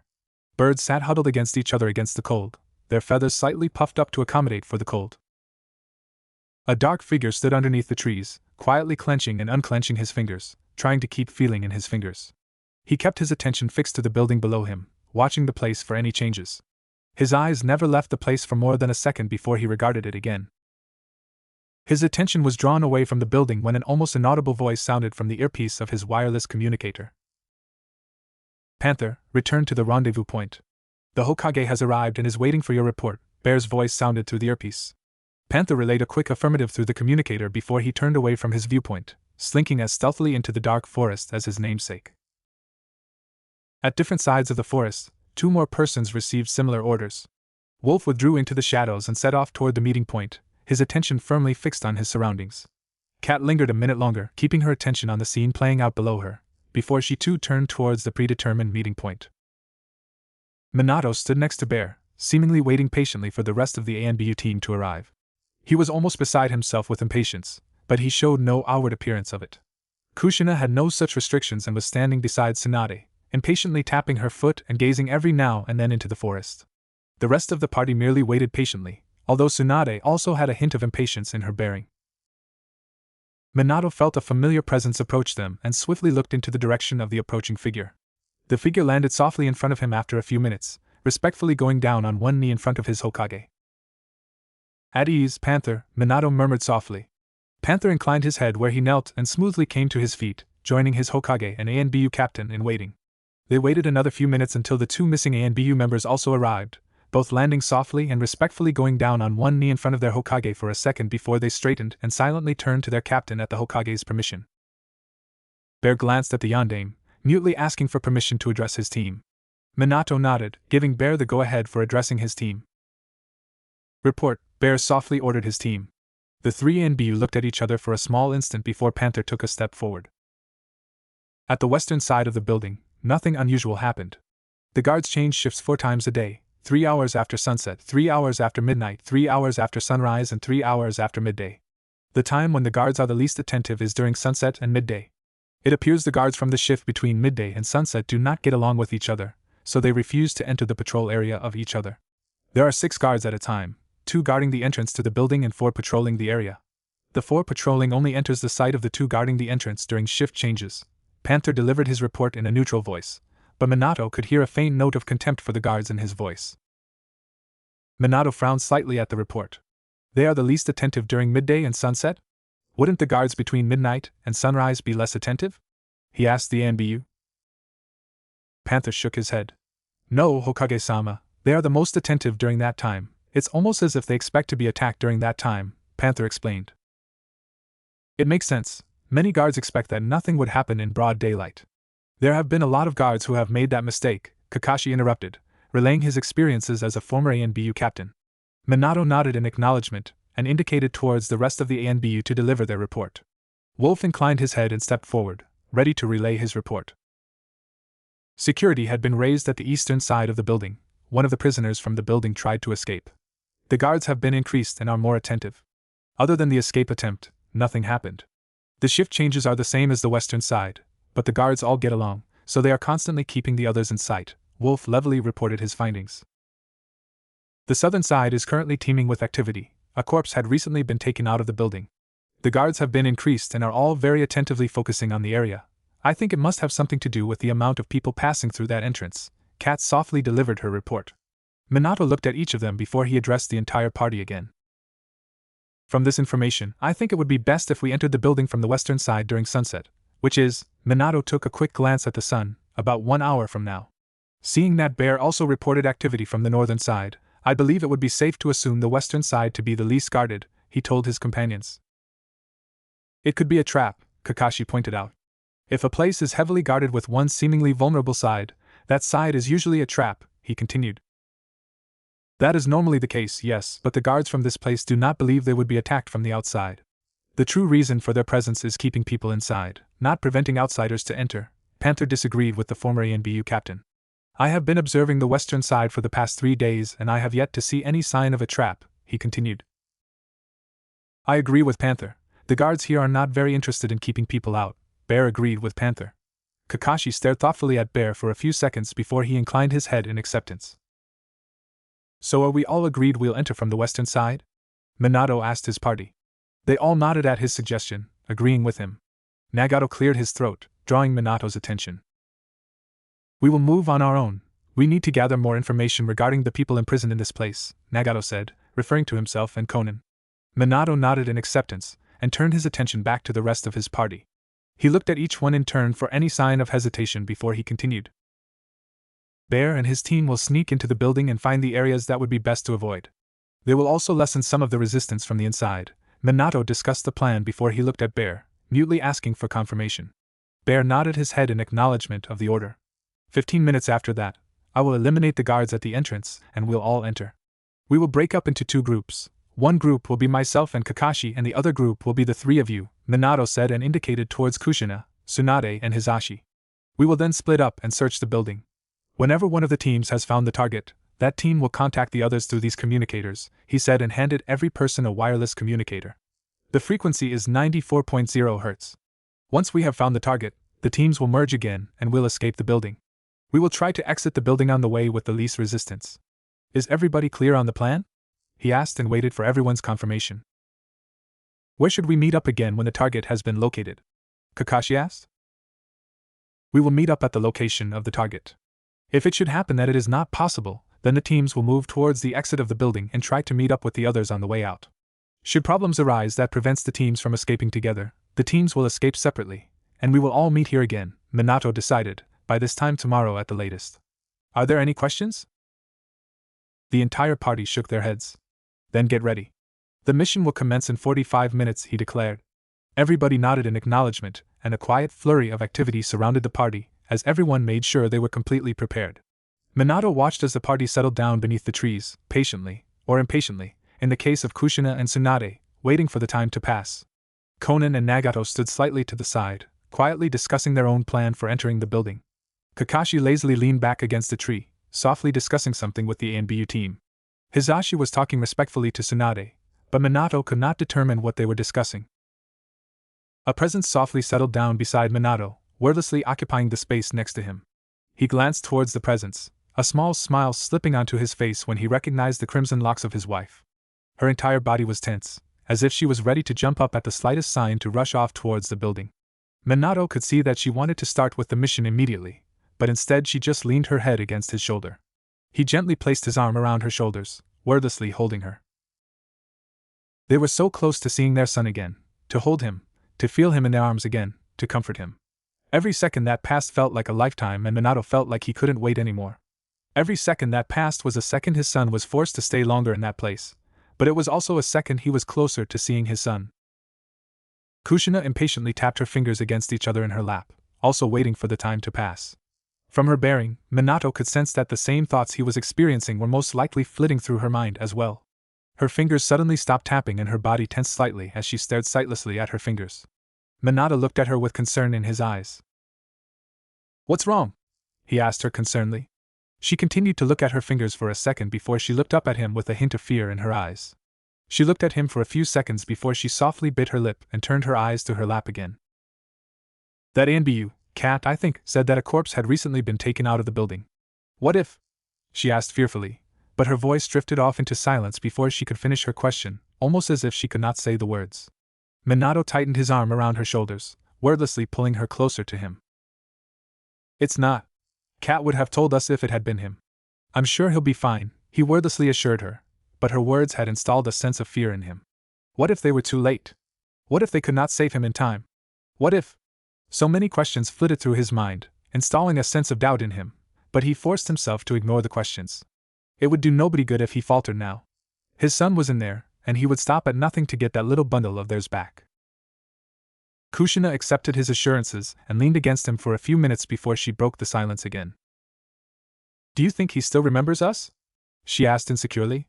"I mean, it's been 5 years and he had been so very young back then." Her voice drifted into silence again at the thought. Minato didn't reply. He didn't know how to reply. It was quite possible that their son didn't remember them. "It doesn't matter, we still remember him. Even if he doesn't remember us, it wouldn't matter. We'll be together again, and he'll finally have the life he was supposed to have back. If he doesn't remember us, then we'll just have to make new memories with him," he finally replied after a small while. Kushina leaned against him in silence for a few seconds before a slight smile slipped onto her face, and she murmured her agreement. They sat in silence for another while, just enjoying each other's company. Minato glanced at the sky, trying to determine how much time was left, still about 30 minutes. He heard Kushina sigh beside him, and he turned his attention back to her. She was staring into the distance with a wistful look on her face. "What are you thinking of?" he softly asked her. One corner of her mouth lifted slightly in response to his question. "It's been 5 years, it means he's 10 now. Old enough for the academy, if he still wishes to go. He always wanted to go to the academy and become a ninja," she replied to his question, the wistful expression still on her face. "I guess I'm just thinking of how things could have been, how things will turn out from now on. I'm wondering how he turned out to be, she said with a sad tone in her voice. Minato tightened his arm around her shoulders again, trying to comfort her. The same thoughts had flitted numerous times through his mind, but he tried not to pay attention to it. No matter how he turns out to be, we'll still love him, he murmured softly. She softly hummed her agreement and snuggled deeper into his embrace. No matter what happens, I'll still love him. I'll always love him, she murmured. Minato leaned his head against the top of hers, just reveling in her presence. They sat in silence for the rest of the time, each one of them busy with their own thoughts. Minato kissed the top of her head after about half an hour passed and gently separated her from him, smoothly standing up from his position on the ground. He gave her a small smile at her questioning look. I need to talk with Bear. It's almost time to start the mission, so you should prepare yourself as well, he explained. A focused look slipped onto her face and she stood up as well. Right, she agreed and gave him a quick hug before she walked over to Tsunade and Hizashi. Minato looked after her for a second with a smile on his face before he walked towards Kakashi and the ANBU team. Are you ready? He asked Bear and the rest of the ANBU team. The ANBU team merely nodded at their Hokage's words. A soft beep from Bear's watch signaled that the time to commence the mission had finally arrived. The entire party tensed and looked at Minato, waiting for his orders. Then go. Good luck, the Yondaime ordered the ANBU team. They all saluted respectfully and quickly departed, disappearing into the shadows of the trees. Minato turned his attention back to the rest of the party, who were all standing tensely around him, waiting for orders. He looked at each one of them in turn, making sure everyone is ready for the mission. We'll move out when we receive word from Bear, he told the party. They all waited tensely, listening attentively to their wireless communicators. The 15 minutes that passed before Bear contacted them felt like the longest 15 minutes of Minato's life. The moment Bear contacted them, Minato felt the excitement rise in him. There had been no problems in entering the building from the ANBU team's side, so they were safe to move out. A small smirk slipped onto Minato's face as he mentioned the rest of the party to move out. The time for action had finally arrived, and this time, he would not fail his son. The wan sun slowly sunk beneath the horizon, solemnly announcing the end of yet another day. A guard halted for a second in his patrol, slightly squinting into the sun, acknowledging the message the sun relayed. He stretched his arms slightly, trying to get rid of the stiffness in his arms before he continued his patrol. It was just another normal day, nothing of significance ever happened in the area. Their only real job was to keep prisoners from escaping from the building. At the other side of the building, the guards standing watch at the entrance were more or less experiencing the same thoughts. The guards peered lazily into the distance, not really paying any attention to their surroundings. Neither of them had ever thought that their inattentiveness to their surroundings would prove to be their undoing, but neither of them had ever thought that they would have the wrong time to stand watch that day. A three-pronged kunai suddenly hit the ground between the guards. Both guards stared uncomprehendingly at the kunai, not understanding where it came from.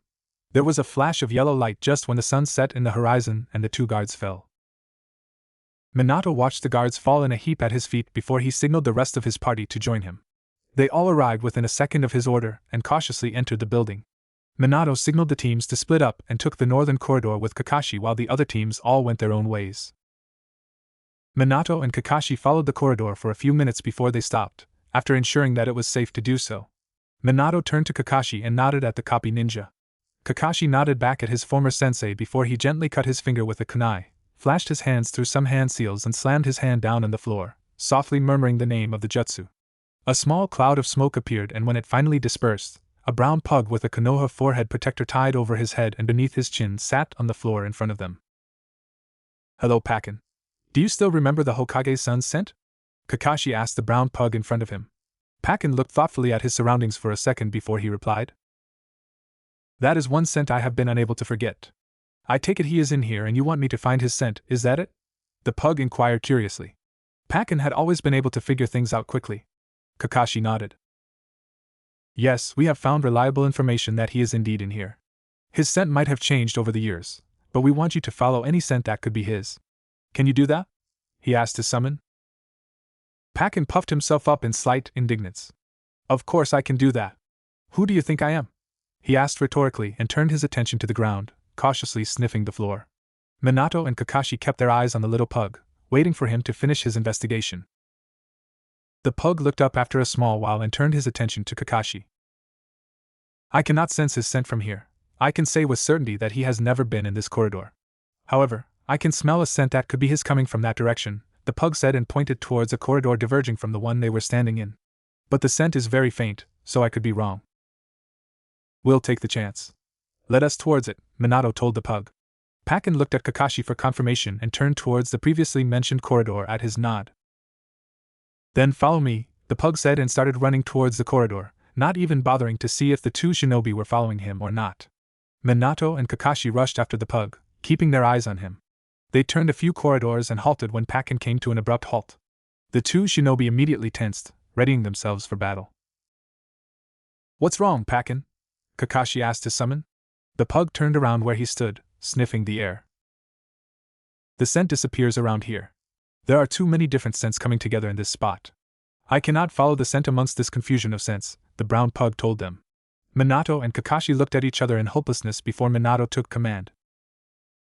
He looked at the metal of the doors keeping the people inside the building prisoners, trying to determine which floor they were currently on. He still remembered his son's file stating his cell number, so if they followed the cell numbers, maybe they would be able to find the boy. A small engraving etched into the metal of one of the doors caught Minato's attention, and he squinted slightly towards it, trying to determine what it was. A small 2 was engraved on the door, but Minato could not make sense of the rest of the numbers. There was one that looked something like a 3, or a 5, it was difficult to tell, and another that was so faded it could have been anything. He turned his attention back to Kakashi and Pakken. Let's try going down a couple of levels. I know he is on level 6 and according to Bear, the levels with the higher numbers were the levels lower in the building, Minato told the two of them. The two of them nodded and Pakken set off into one of the corridors again. It's this way to the lower levels, he told the two shinobi. They followed the small pug again, following him deeper into the building. The pug seemed to pick up the scent again after a few minutes and increased his pace. You were right, he told Minato. The scent seems to grow stronger the lower we go. The two shinobi nodded in acknowledgement, and still followed after the pug. The two shinobi followed the pug for a while until the pug slowed his steps again, staring at a wall in front of him. He gingerly walked towards the wall and cautiously sniffed it before he turned his attention to his summoner. Well, the scent leads to this wall, Pakken told the two shinobi. It's not as strong as it could be, but it stops at this wall. Kakashi blinked in surprise at the pug's words and turned his attention to the wall, raising his forehead protector and opening his Sharingan eye. He scanned the wall with his Sharingan for a few seconds before he closed his eye again and slipped his forehead protector across his eye. It's not a genjutsu. It appears to be a plain normal wall, the Sharingan wielder told his Hokage. Minato looked thoughtfully at the wall, wondering if it could be a trap. He opened his mouth to say something to Pakken, but a soft growl from the pug caused the words to die in his throat. Somebody's is coming, the pug told the two shinobi accompanying him. They both assumed battle-ready stances, readying themselves for battle. They waited in silence for a few seconds until they could hear footsteps nearing them. They all tensed up and waited for the newcomer to approach them. A dark figure turned into the corridor, stopping when he saw them.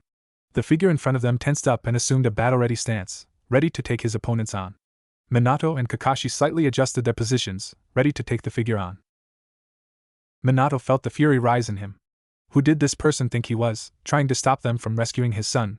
Minato narrowed his eyes in anger and took one of his famous three-pronged kunai out of his pouch. He would not allow the newcomer to prevent him from rescuing his son. A busted blonde woman, a red-haired beauty and a dark-haired man with pale eyes stood in a corridor, the blonde and the man both looking intently at the redhead. She was drawing a design in the dust on the floor between them, indicating to them what the plan was. Okay, so according to the information we received from Bear, we need to descend to level 6. Hizashi, can you use your Byakugan to look for signs of which level we're currently on? The redhead asked the Hyuga. Hizashi nodded and activated his Byakugan, slowly scanning the area around them. Kushina felt the impatience rise in her, silently urging the Hyuga to hurry up. A couple of seconds later Hizashi deactivated his Byakugan and turned to Kushina. It appears we're currently on level 2, Kushina-sama. There are signs of a way down approximately 100 m from our current position, he told his leader's wife. A slight frown appeared on Kushina's face at Hizashi's suffix, but it leveled out when she turned her mind to more important matters. She nodded at Hizashi. Lead the way, she ordered and impatiently waited for Hizashi to start moving. Hizashi gave a brief nod and moved off into the corridor, not bothering to look if the two kunoichi followed him. They descended down the building in silence, nobody making a sound for fear of drawing unwanted attention to them. Kushina kept her attention firmly on her surroundings, silently daring the smallest thing to keep her from her child. She would not be denied her son again. Hizashi suddenly stopped and activated his Byakugan. The two kunoichi stopped behind him and kept silent, waiting for him to tell them the problem. He attentively scanned the area before he tensed up a bit and turned to the two kunoichi with him. "We've got a problem," he stated softly. "The only way down this building is 20 meters in front of us, just around the corner. However, there are a couple of guards standing 5 meters away from it. 5 guards. We will have to go through them to get any further," he informed them. "Are you sure that's the only way to get down?" Kushina asked. Hizashi gave a brief nod before answering her question. "In this side of the building, it is," he assured her. "Then we'll take the guards out," Kushina decided. "Are the guards paying a lot of attention to their surroundings?" Hizashi shook his head. "No, they are currently playing with cards," he assured the redhead. "Poker, if I'm reading the signs correctly." Kushina stared at him in amazement. "Poker? They're playing poker while they're supposed to be guarding the place?" she asked incredulously. "I knew they were unprofessional, but I never knew they were this unprofessional," she said, shaking her head in contempt. "Not that it matters. This is what's going to happen," she told her two companions and quickly outlined a plan. Hizashi and Tsunade listened attentively to her, making sure they understood the plan. "Let's go," Kushina whispered and took out a kunai. Tsunade and Hizashi both nodded and all three of them appeared to disappear into the shadows, none of them leaving any sign that they had occupied the building. One of the torches providing light to the 5 guards playing poker flickered slightly before it sputtered out, sending a thin wisp of smoke into the air. One of the guards, a large bulky man with brown hair and a scar running down his cheek, glanced at the torch before swearing and placing his cards face down on the stone floor. "Stupid torches," he muttered in irritation. "Ne'er works when you need 'em," he complained and turned to the other guards. "I'm gonna get a new one, so I'm out of this on," he told them and laboriously got off the floor. He walked away from the other guards with a grumble and soon disappeared down the stairs. The other guards turned their attention back to their game, ignoring the flickering torches. Money and various other objects switched hands when the guard sitting with his back to the corridor suddenly fell onto the man sitting next to him, blood seeping out from a wound on his back. The remaining guards wasted a second by blankly looking at their felled companion, but that second proved to be their undoing when 3 dark figures dropped from the shadows, killing 2 more of the guards and holding the third one captive. "Where is Namikaze Uzumaki Naruto?" a cold voice with a promise of death demanded from the captive. The captive shivered at the threatening voice, cold seats sliding down his face. "And Nami W who?" he stammered out nervously. The kunai at his throat dug slightly into his throat, causing a few drops of blood to fall to the floor. "You know exactly who I'm talking about," the voice hissed in his ear. "The blond blue-eyed boy who had been here for 5 years," the voice spat out, the kunai point digging deeper. The guard started to shiver uncontrollably. "I don't know.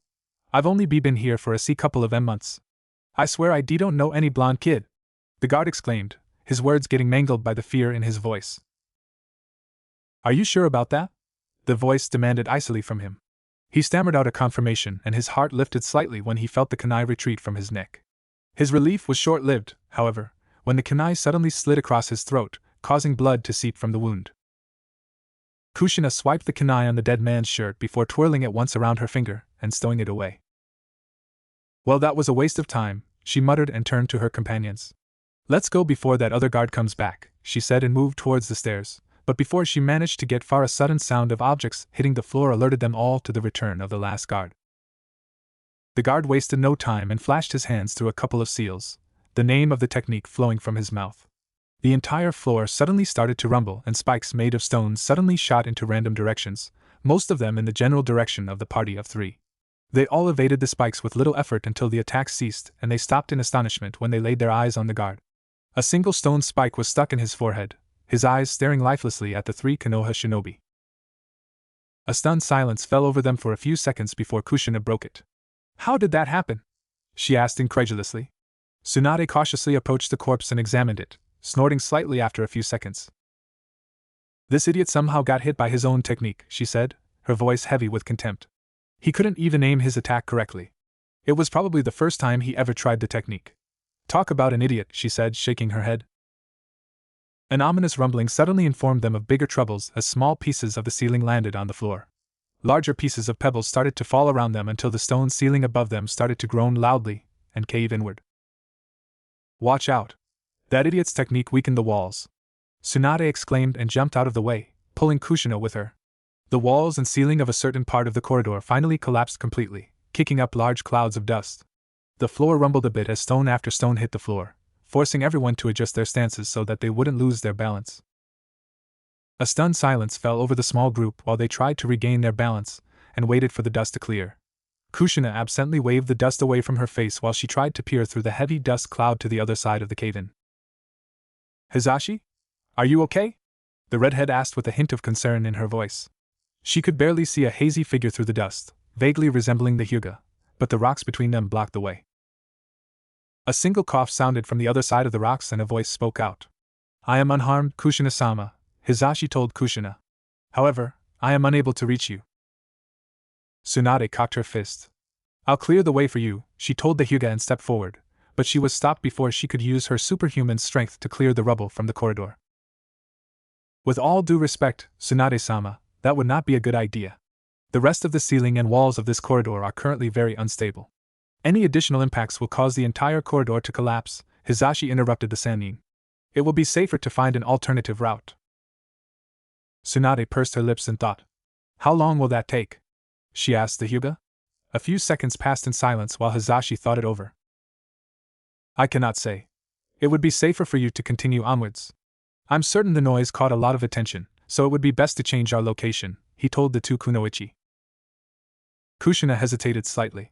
It would be safer to move away from their current location, but she was still loath to abandon Hizashi.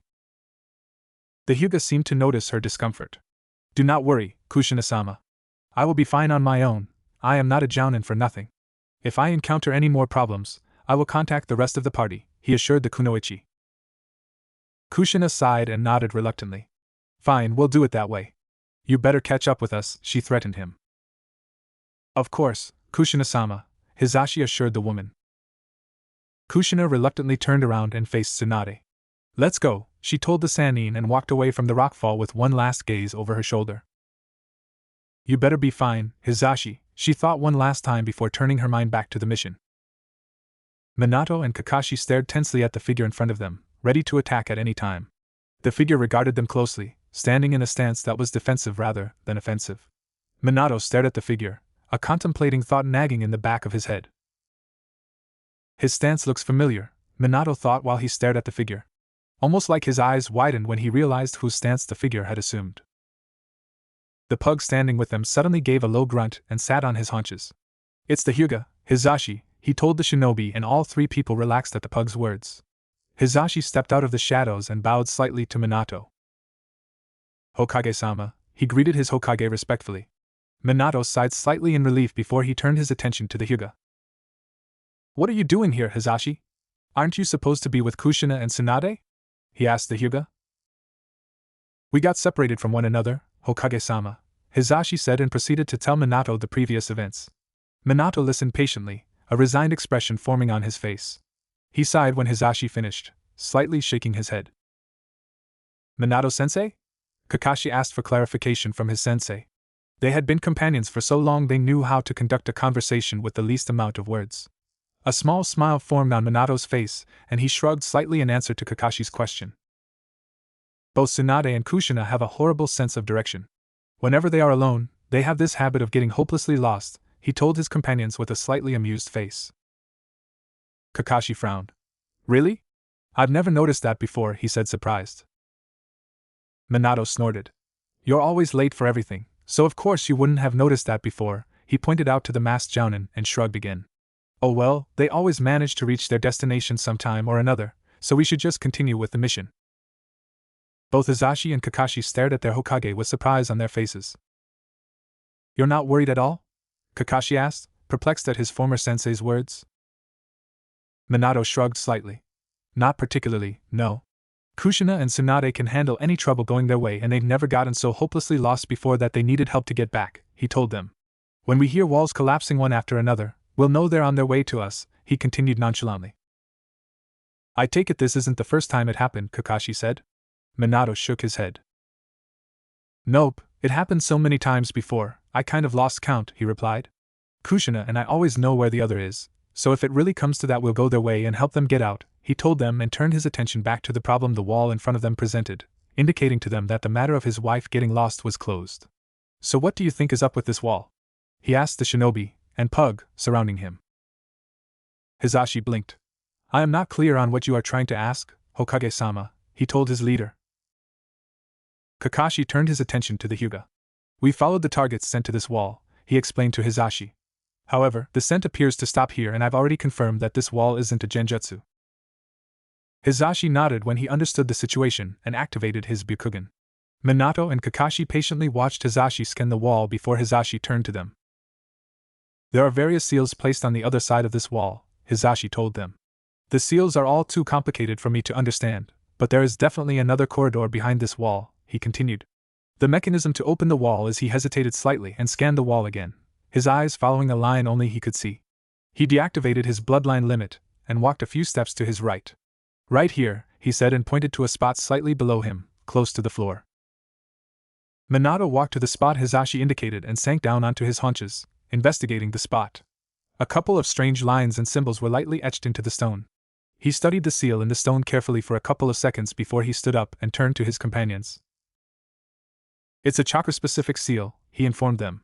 It's designed so that only people with a specific chakra can release the seal. Almost like a blood seal, but it works with chakra instead of blood. Kakashi shifted his stance. Is there a way to bypass it? He asked the seal master. Minato looked thoughtfully at the seal, only half of his attention fixed on the silver-haired Cyclops standing next to him. There are a couple of ways to inactivate the seal, but these kinds of seals are normally linked to other seals as well as a safety measurement. In that case, the moment the seal is tampered with, the other seals will activate as well, he explained to his former student before indicating towards Hisashi. Hisashi did inform us of the other seals, he pointed out. So what do we do now? Kakashi asked for all of them. Minato gave him a mischievous grin as an answer. We bypass it, he told the Jounin. Kakashi frowned in confusion at his Hokage's words. But you just said he started to protest, but a lifted eyebrow on his leader's face caused his words to drift into silence. Who do you think I am? I'm not known as a seal master for nothing, you know, Minato pointed out and pulled out a scroll out of his Jounin vest. Guard my back, he ordered his companions before sitting down and unsealing the contents of the scroll, various sizes of paper and brushes as well as some inkpots. Kakashi and Hisashi immediately assumed a fighting stance, ready to defend their leader at any threat. Minutes slowly ticked away while Minato focused on the seals he was currently making. Various lines and symbols of different sizes and shapes appeared on the 4 pieces of paper in front of him, symbolizing different functions of the seals. He stood up from the floor and placed the completed seals in various locations around the original seal etched in the stone. Be ready for anything, he warned his companions.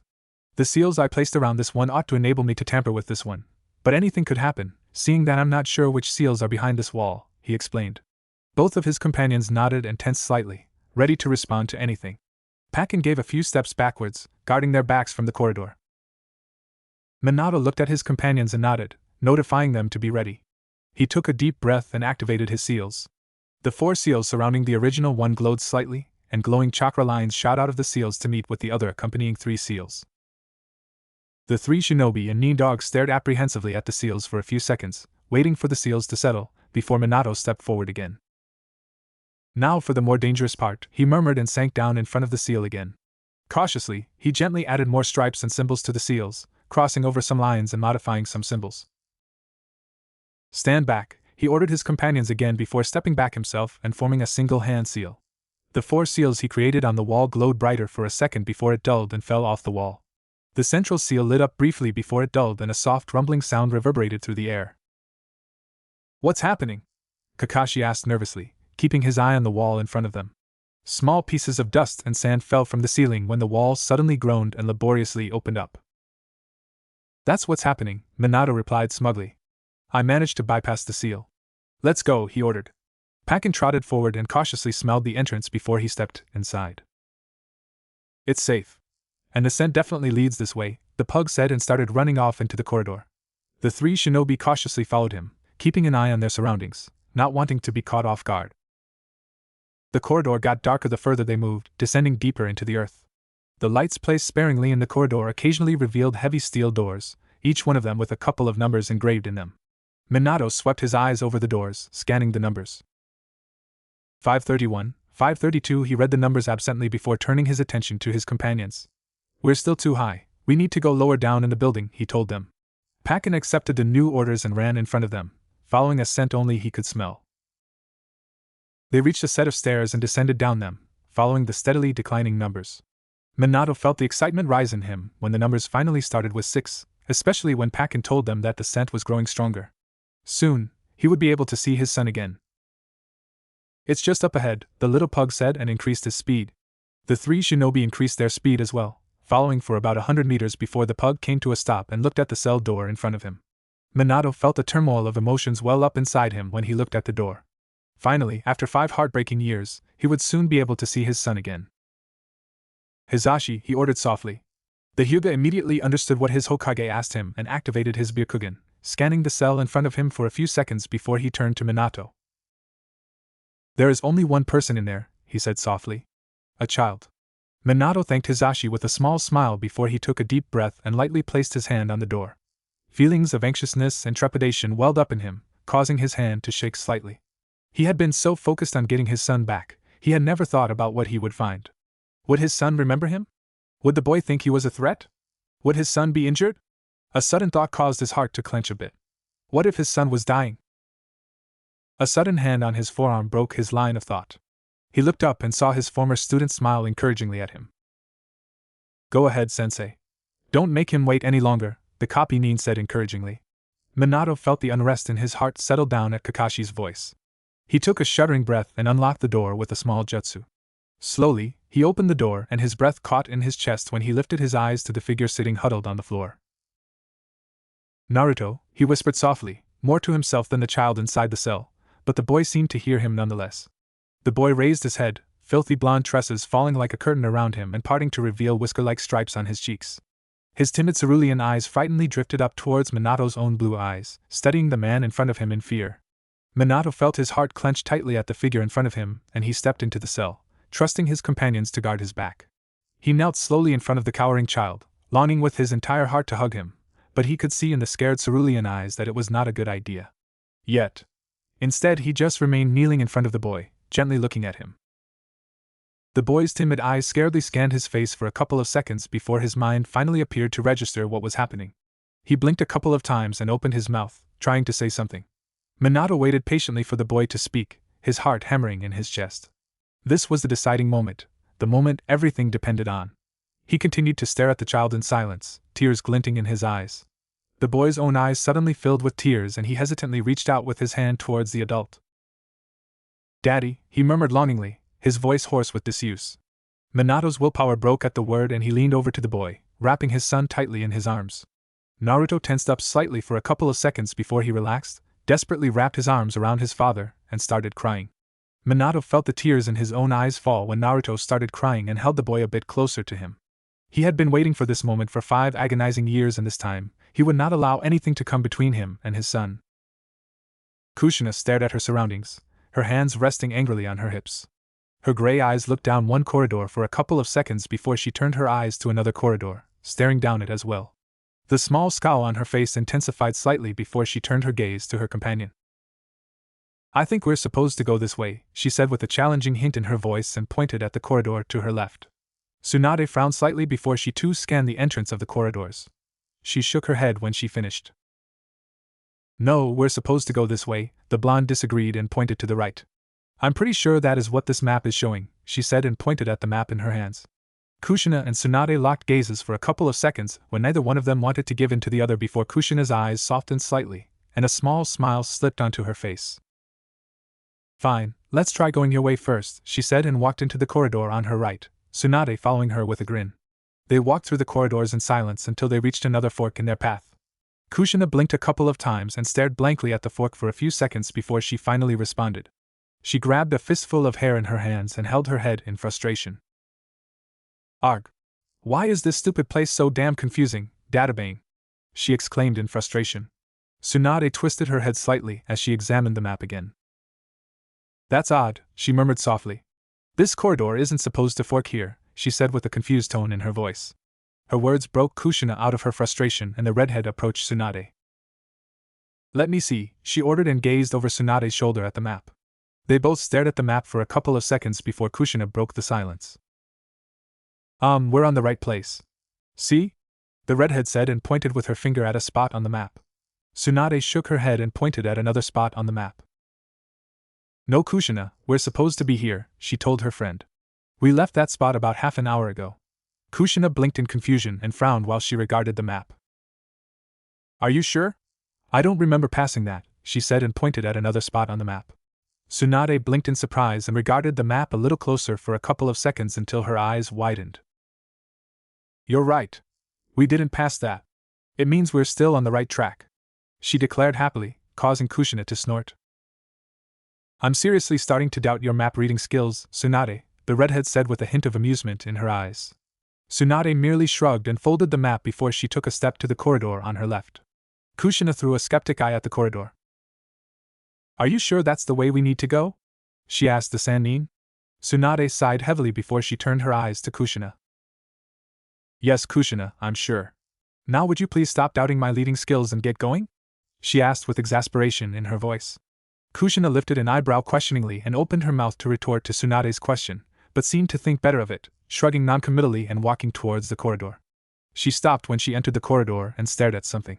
Tsunade followed after Kushina, but also came to a stop immediately after entering the corridor. Tsunade, Kushina said conversationally without looking at her friend. Previously, I told you that I doubted your map reading skills. I'm sorry, I was wrong, the redhead said and met Tsunade's eyes. They suck. In fact, they're non-existent, she continued and gestured at the corridor to prove her point. The corridor stopped a couple of meters in front of them, blocked by a wall. A vein popped in Tsunade's forehead, and the slight scowl on her face deepened. She stared angrily at the map for a few seconds before she sighed heavily and refolded the map. You know what? I simply don't care anymore, she muttered darkly under her breath. Kushina smirked at her friend when she heard the mutterings, her face assuming the typical I told you so look. She reached out with her hand and neatly tried to take the folded map out of Tsunade's hands. Then let me try, seeing that at least I know where we are on the map, the redhead said, sticking out her tongue at the blonde. The scowl on Tsunade's face deepened even more, but she relinquished her grip on the map and allowed Kushina to take it. The smirk on Kushina's face broadened when she opened the map. Right, now let's see where we are, the redhead muttered and followed a route on the map with her finger. She studied the map for a couple of minutes before she folded it up and smiled at Tsunade. Right, let's go, the redhead said and led the way. Tsunade threw a skeptical eye at her friend, but followed her nonetheless. They followed another corridor for a while, both of them silent, intent on their surroundings. They turned a corner and stopped, staring at the sight in front of them. A wall. Another wall. In other words, another dead end. Kushina felt the anger rise in her at the sight of the wall. What were they doing wrong? The map clearly told her that she went the right way, so why was there another damn wall in her way? Kushina? Tsunade inquired with a tone of amusement in her voice. Kushina turned around slowly and looked at her friend with an angelic smile on her face. Tsunade? She asked sweetly. Would you mind breaking down that wall for me? The expression on her face turned sinister as she stood to the side to make way for Tsunade. Kushina, the point of a map is to lead the user away from obstacles, not to lead the user to destroy said obstacles, Tsunade tried to reason with the redhead radiating pure evilness. Kushina merely shrugged at Tsunade's words. I don't care, she replied indifferently and pointed at the wall. Now break it down, she ordered, her tone leaving no room for argument. Tsunade crossed her arms beneath her generous chest and shook her head. Oh no, Kushina. If you want the wall to be broken down, then you will have to break it down on your own, the Sannin replied. Kushina flipped a lock of her hair over her shoulder and walked closer to the wall. Fine, she grumbled and laid her hand on the wall, forcing chakra-guided water into the wall until the wall was completely saturated. She took a few steps back and flashed her hands through a couple of hand seals, ending at the tiger seal. Tsunade grew pale when she noticed the last seal and jumped a couple of meters back, trying to get out of the way of the monstrous jutsu the redhead was planning on using. Katon, Gokaki no Jutsu! A stream of fire suddenly sprouted from the redhead's mouth, crashing against the wall with a force. Tsunade shielded her face from the sudden torrent of heat, steadily cursing Kushina under her breath. Kushina stopped the jutsu after a couple of seconds and walked to the badly cracked wall. She lifted her leg and shattered the weakened wall with a well-placed, chakra-enforced kick. She turned back to Tsunade and gave her another sweet smile. Broken down. Now let's go, she said and turned to look at the broken wall. Let's see what's behind this stupid wall, she continued and cautiously stepped over the rubble, disappearing into the room. Tsunade continued to swear under her breath at the recklessness of her friend, but quickly followed after the redhead. After all, what chaos would the woman cause if left to her own devices? She stepped over the rubble and lifted her head to look up at her surroundings. She stopped moving when she noticed the narrowed eyes staring at both her and Kushina in suspicion. The owner of the eyes held a kunai in his hand, ready to move at the slightest provocation, and a couple of other people dressed in the fighting wear of IWA shinobi also stared suspiciously at them. Tsunade sighed and turned her head to Kushina while keeping her eyes on the enemy. Kushina? I hate you, she told the redhead. Kushina merely smiled at her words. Yes, Tsunade, I love you too. I'll make it up to you, she told her friend before a sinister smile slipped onto her face, and she cracked her knuckles. Now let's get this party starting, she declared and jumped into action, casting the room into complete chaos. Kakashi and Hizashi both stared in silence at their Hokage, allowing him to be reunited with his son without any interruptions. Minato continued to hold Naruto, simply reveling in his presence. Naruto clung to his father, sobbing loudly while tears streamed down his face. Minato held his son, soothingly stroking his back in a quiet reminder that he was there. Naruto. It's okay, I'm here, he soothed the boy, only barely keeping his voice steady. Naruto showed no indication that he heard him, but his sobs gradually grew softer, although his grip on Minato's robe did not loosen. It was fine with Minato. He wasn't willing to let go of his son anytime soon either. Hizashi cleared his throat from outside the cell.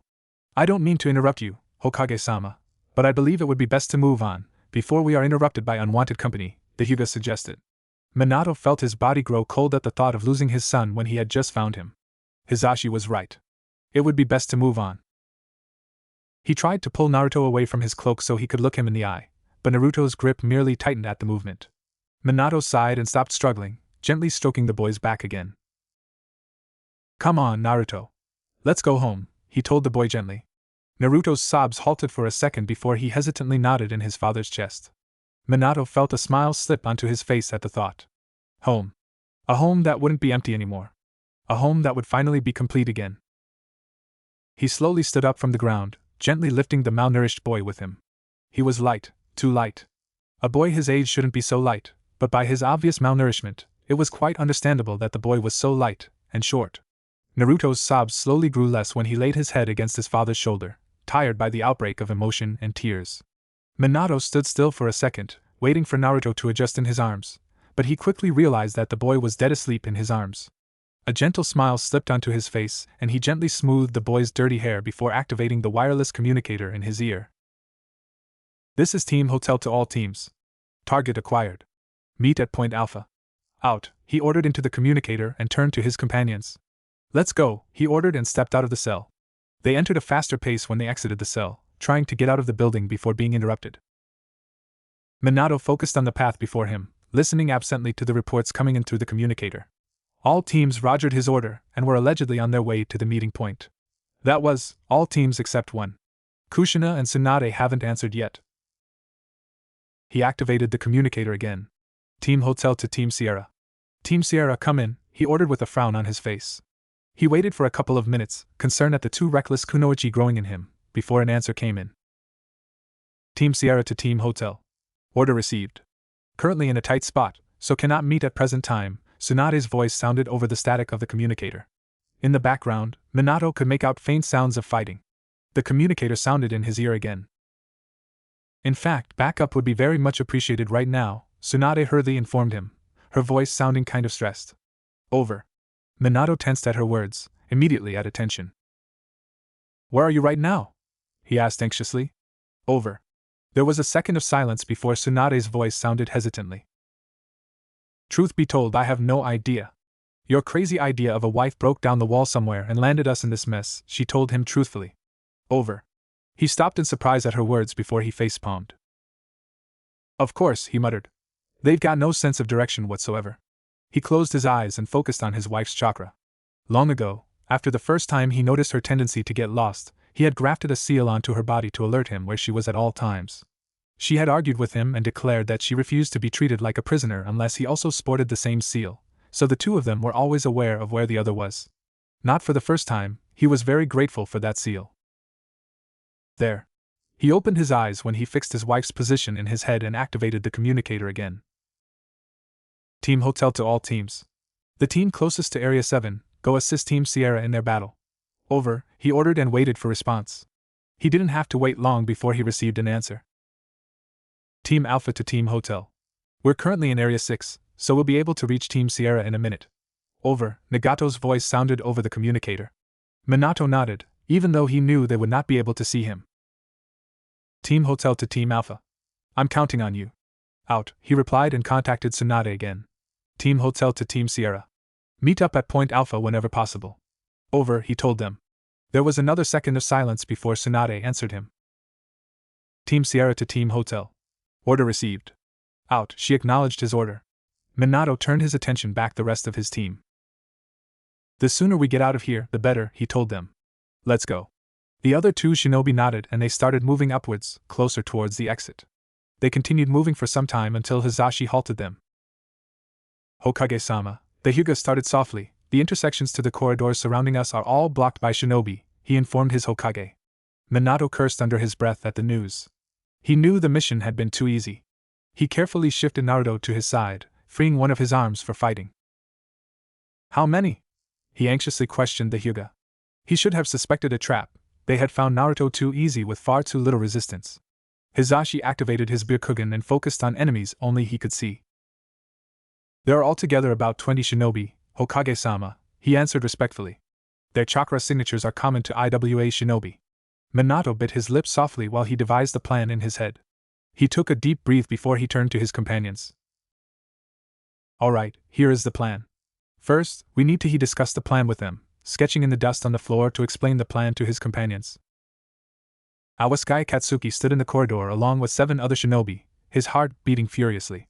They were waiting for the intruders to spring their trap, but he could see that almost all of his fellow shinobi had slight fear in their eyes, just like himself. After all, it was expected of them to defeat Konoha's Yellow Flash, the Konohan hero of the Third Shinobi War. Katsuki felt his heartbeat increase, and he fought off the desire to turn around and ran away as far as he could. What was he doing? What was he doing even thinking they would be able to defeat the Yellow Flash? He swallowed heavily and wiped a little sweat away from his brow. He didn't want to do it. He really didn't want to do it. Unfortunately, that was the fate of a missing nin, especially one of his caliber. He had been only a chunin when he left the village to follow his sensei, so he didn't have the freedom to refuse any mission from his employers. He flitted his tongue over his lips, trying to relieve the dryness, and looked at his fellow missing nin. Judging by the looks on their faces, they were all experiencing similar thoughts. The lookout posted at the entrance to the corridor raised his hand, signaling the approach of the enemy. Katsuki clenched his eyes shut and took a deep breath, trying to still his nerves. The moment he had been dreading had arrived. Soft footsteps echoed in the corridor, steadily drawing closer. Katsuki focused his hearing on the footsteps, listening intently. Judging by the footsteps, their target hadn't spotted their trap yet. Slowly and seemingly nonchalantly, the footsteps drew closer to them. A figure stepped out of the shadows, right into their trap. Katsuki barely noticed the blonde hair and white jacket, sporting red flames at the hem, of their target before his fellow missing nin rushed towards the figure. Katsuki took one last deep breath before he also rushed forward towards their target. Their target stopped in the middle of the intersection and extended his left hand, palm showing outwards while bringing in his right hand to his side. Katsuki barely noticed that detail. That's not the Yellow Flash's fighting style, before the person in front of them started his technique. The first of the attackers who had been rushing towards him fell to the ground with a resounding thud thrown back by the sphere of chakra surrounding their target. Almost instinctively, the remaining attackers hesitated for a split second at the irregularity. Unfortunately, that split second proved to be their undoing. The transformation on the enemy became undone, revealing a man with long black hair and white eyes. Katsuki knew enough of the noble clans of Konoha to realize that their enemy was a Hyuga and thus, definitely not the Yellow Flash. The Hyuga had changed his stance, flinging his right arm back into the air and his left arm forward close to the floor. "You're in my divination range," he said softly and unleashed his attack, his fingers flying through the air and attacking the missing nin trying to attack him. Katsuki received a couple of strikes himself, feeling his chakra being blocked off. He swore loudly, jumping back to get back out of the Hyuga's range. The other missing nin weren't that lucky, receiving the full brunt of the Hyuga's strikes.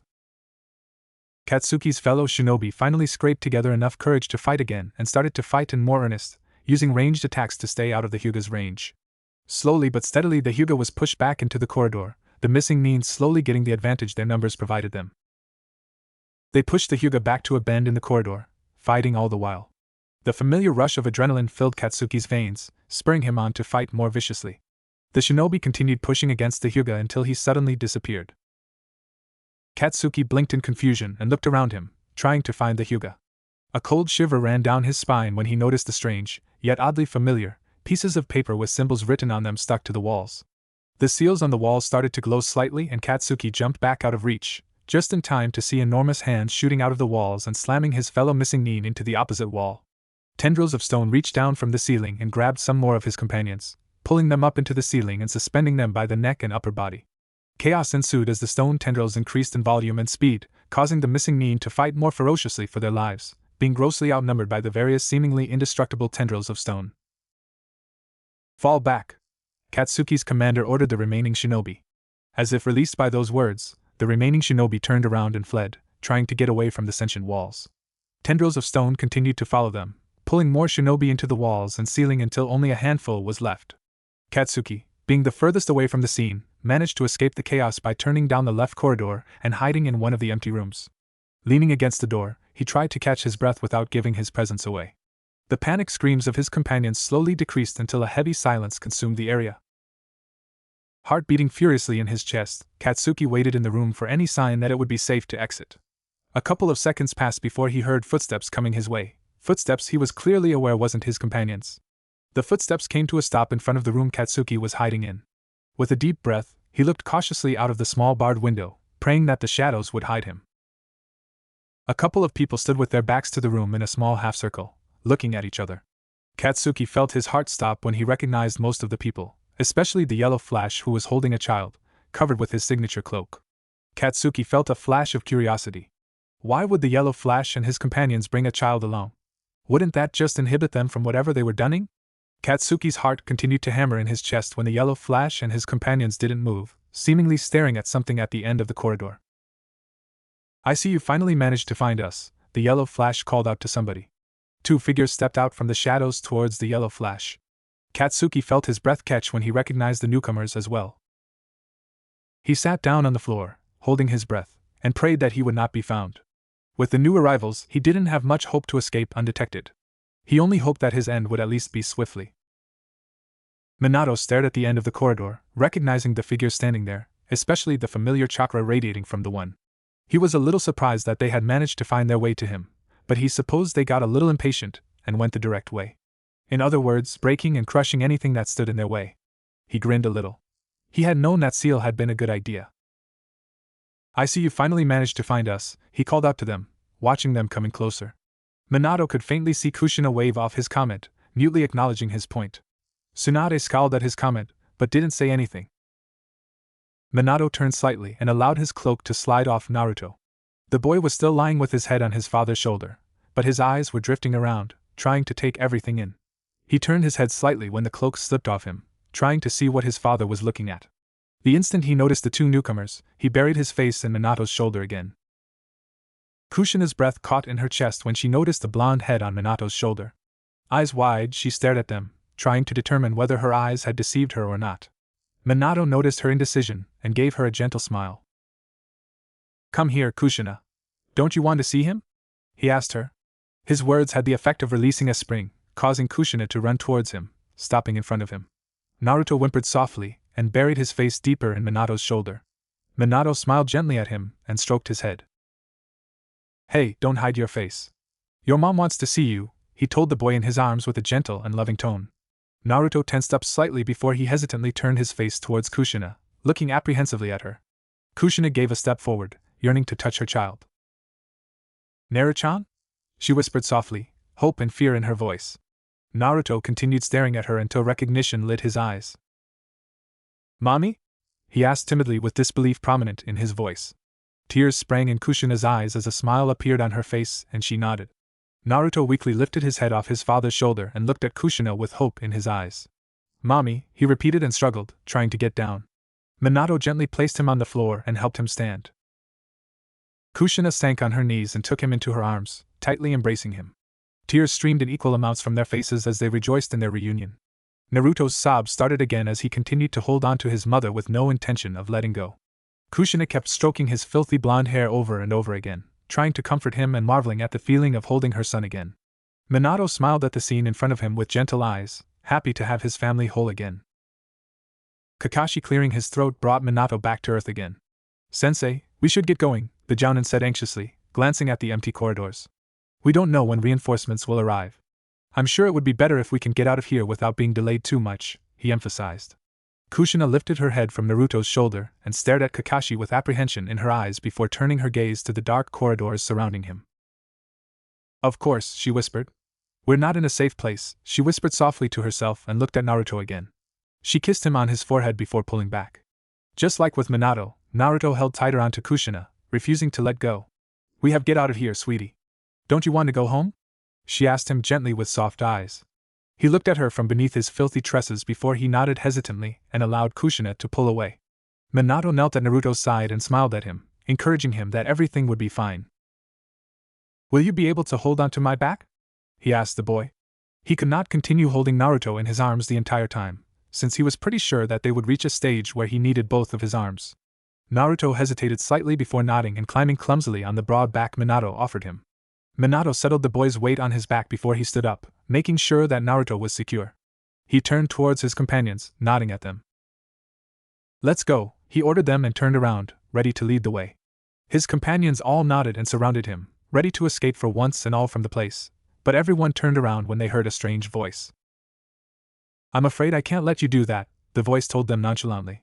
Minato felt Naruto's grip around his neck tighten and his heartbeat rising at the voice and immediately knew that the boy's nerves were starting to run thin. Slowly, he turned around and looked into the eyes of the newcomer, immediately recognizing him.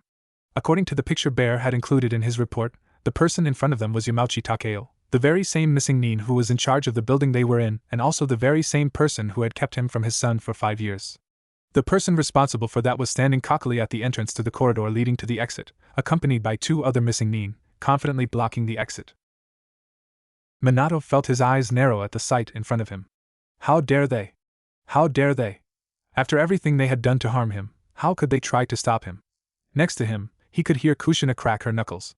He allowed the anger to rise up in him, allowing it to assist him in the battle soon to come. There would be hell to pay. Minato stared at the missing nin in front of him, his eyes blazing with anger, his fists clenched. He had known it had been too easy. There had been too little opposition, too little interference. They had come so far, only to be stopped at the last stretch. He helped Naruto down to the ground, his eyes never leaving the missing nin in front of them, before he pulled his son close and behind his body in an attempt to shield him. He had been separated from his son for too long. He'd be damned before he allowed anyone to separate them again. He knew Kushina agreed with that statement as well. He could sense the anger and determination rising from her. The last thing she wanted was to be stopped so close to success. What makes you think you can stop us? Kushina asked softly, her voice filled with venom. Yamauchi raised an eyebrow at her question. You are trying to remove something that's in my possession from here. Do you honestly think that I will allow you to do that, thieves? Something in his possession? Something in his possession? They saw his son as a possession, a thing? They dared turn his son into an object? Raw, untamed fury rose in Minato's chest. That was it, they had gone one step too far. Of course, they had already gone too far just by taking his son, but Yamauchi's words awoke something in Minato he normally tried to suppress as much as possible, pure, unaltered bloodlust. Yamauchi Takeo and everyone involved with him were going to be destroyed. Naruto held onto his daddy's, "No, Dad, Yumi-chan said he's a big boy and big boys don't say daddy," clothes, staring at the strange men in front of them with wide eyes. He didn't understand what was going on, but he did know that he didn't like it. He didn't like the way the strange men talked to his mom and dad. It made him feel scared, unsafe. He had often heard people talk like that when he had been trapped in the dark, and those people usually caused someone to be hurt when they talked that way. It really scared him. He also really didn't like the way the air felt like. It felt like something heavy was pushing on him, suffocating him. He didn't think he could stand it much longer. And the people were scary. The guy talking to his dad had a very scary expression on his face, and the guy with the red eye and the silver hair standing next to his dad didn't look very reassuring either. Even his mom and dad looked almost scary. Naruto shivered. He was starting to feel dizzy from the strange way the air was pushing on him. He didn't like it. Why were they still there? Didn't his dad say that they were going home? What was going on? The hand holding him behind his dad shifted and pushed him slightly towards the scary silver-haired man. Naruto looked at his dad in confusion. Why was he being pushed towards the scary man? He didn't want to go to the scary man with the red eye. He wanted to go home. Kakashi, don't let him see this, his dad said and gave him a gentle shove towards the silver-haired man. Naruto grasped at his dad's cloak, but his hand grasped nothing but air. A gloved hand folded around his hand and brought his hand closer to his body. The scary man behind him placed his other hand on Naruto's shoulders and turned him around. Naruto's head jerked up at the motion as he stared at the masked man in fear. He didn't like it. He didn't like it one bit. He hadn't been with his dad for a very long time, and now the scary man wanted to take him away from his dad? He wouldn't allow it. Naruto struggled in the man's hold, punching and kicking him with everything he had, but the man didn't let him go. Instead, the man pulled him even closer to his body, the arm thrown across his shoulders, keeping him firmly in place. In one last desperate attempt to escape, Naruto lifted his knee, kicking the man as hard as he could between the legs. The pressure across Naruto's shoulders decreased for just a second, but a second was all Naruto needed. He turned around, his eyes searching eagerly for his dad. He froze when something warm and wet suddenly landed on his cheek, causing him to blink in surprise. Hesitantly, he raised his hand to his cheek and wiped the wet something off, looking at his hand when he finished. His eyes widened in horror when he saw the red coating his hand. Blood. If there was one thing he had learned to recognize in that place, it was blood. Blood was bad. Blood meant someone was hurt, or maybe even dead. Warm arms suddenly surrounded him, blocking his sight and pressing him against clothes that smelled slightly bitter and dusty. The smells made him feel less scared. It reminded him of home? Something small pressed against his neck and darkness took him. Minato stood in the middle of a circle formed by dead missing Nin and three-pronged kunai. Yamauchi was suspended in the air in front of Minato, gasping for breath as Minato's hand gripped his throat, blocking his airway. His hands grasped Minato's arm desperately, trying to escape, but Minato held firm. "You seem to have forgotten what I'm capable of," Minato stated, his tone deadly. Yamauchi glared at the legendary shinobi, his eyes filled with hatred. Almost negligently, Minato expelled chakra from his tenketsu, dispelling the genjutsu that had started to form around him. Yamauchi struggled in Minato's grip, trying to lower the pressure across his throat, but Minato held firm. "You have cursed the world with your presence for far too long. For too long have you sown havoc and misery. I will be doing the world a favor by killing you," Minato declared, his hands starting to clench tighter around Yamauchi's throat. Yamauchi focused chakra to his hands, trying to force Minato to let him go by burning his arm, but his efforts were worthless. He struggled a bit more before stopping, glaring at Minato. A mocking smirk slid onto his face as he started chuckling. "You think I'm responsible for all this?" Yamauchi asked, the smirk still firmly locked in place. The smirk slipped off his face, and Yamauchi's eyes narrowed sinisterly. "I think you should look a bit closer to home before you accuse me of that," he continued, his tone filled with malice. Minato's eyes narrowed and the hand around Yamauchi's throat tightened. "What do you mean by that? What exactly are you insinuating?" Minato asked, his tone cold. A smirk slipped onto Yamauchi's face at the question. "Wouldn't you like to know?" he challenged and bit down on something in his mouth, going slack almost immediately after as the poison started to work. Minato swore and jerked his hand away, leaving the missing Nin to fall limply to the floor. "Tsunade!" Minato ordered angrily. Tsunade appeared beside the missing Nin, her hand already glowing with chakra as she extracted the poison from Yamauchi's mouth. Years of working as a field medic Nin allowed her to know what Minato had wanted her to do before he had even spoken. Slowly but steadily, Tsunade extracted the poison before tying Yamauchi up and nodding at Minato. Minato nodded back and turned his attention to the rest of the party. His eyes landed on Kakashi, who was holding an unconscious Naruto in his arms. Almost immediately, he stood next to Kakashi, worry and anger in his eyes. "What happened? Why is he unconscious?" Minato asked worriedly, taking his son from Kakashi. Kakashi relinquished the boy to his father before smiling sheepishly at his sensei. "Sorry. I had to knock him out," he explained sheepishly. Minato's killer intent spiked for a second at Kakashi's words. "You had to knock him out? Why?" Minato asked coldly. Kakashi merely pointed towards the bloody scene in front of them, where the bloody and most definitely dead missing Nin were still lying on the floor, one with his carotid arteries slit and the other with a deep gash on his chest. "So he didn't see that," Kakashi explained. "Your son is rather devious. He managed to escape my hold and came very close to seeing that. I decided to prevent that from occurring again by knocking him out," he finished.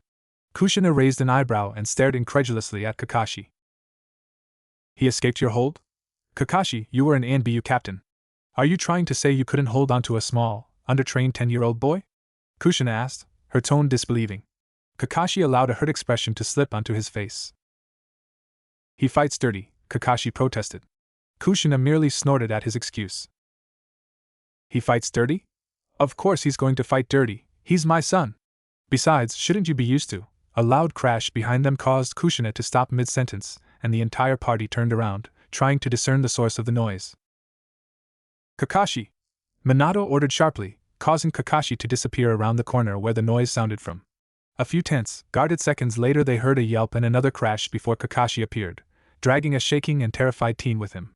The teen followed him reluctantly, an expression of terror and despair on his face. Minato studied the teen, suspicious at his presence.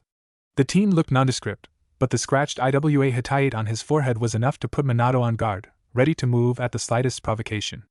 Minato handed Naruto to the person standing closest to him, Hizashi, before fixing his entire focus on the teen in front of them. Speak! Who are you and what are you doing here? Minato demanded. The terror on the teen's face grew more pronounced at the question.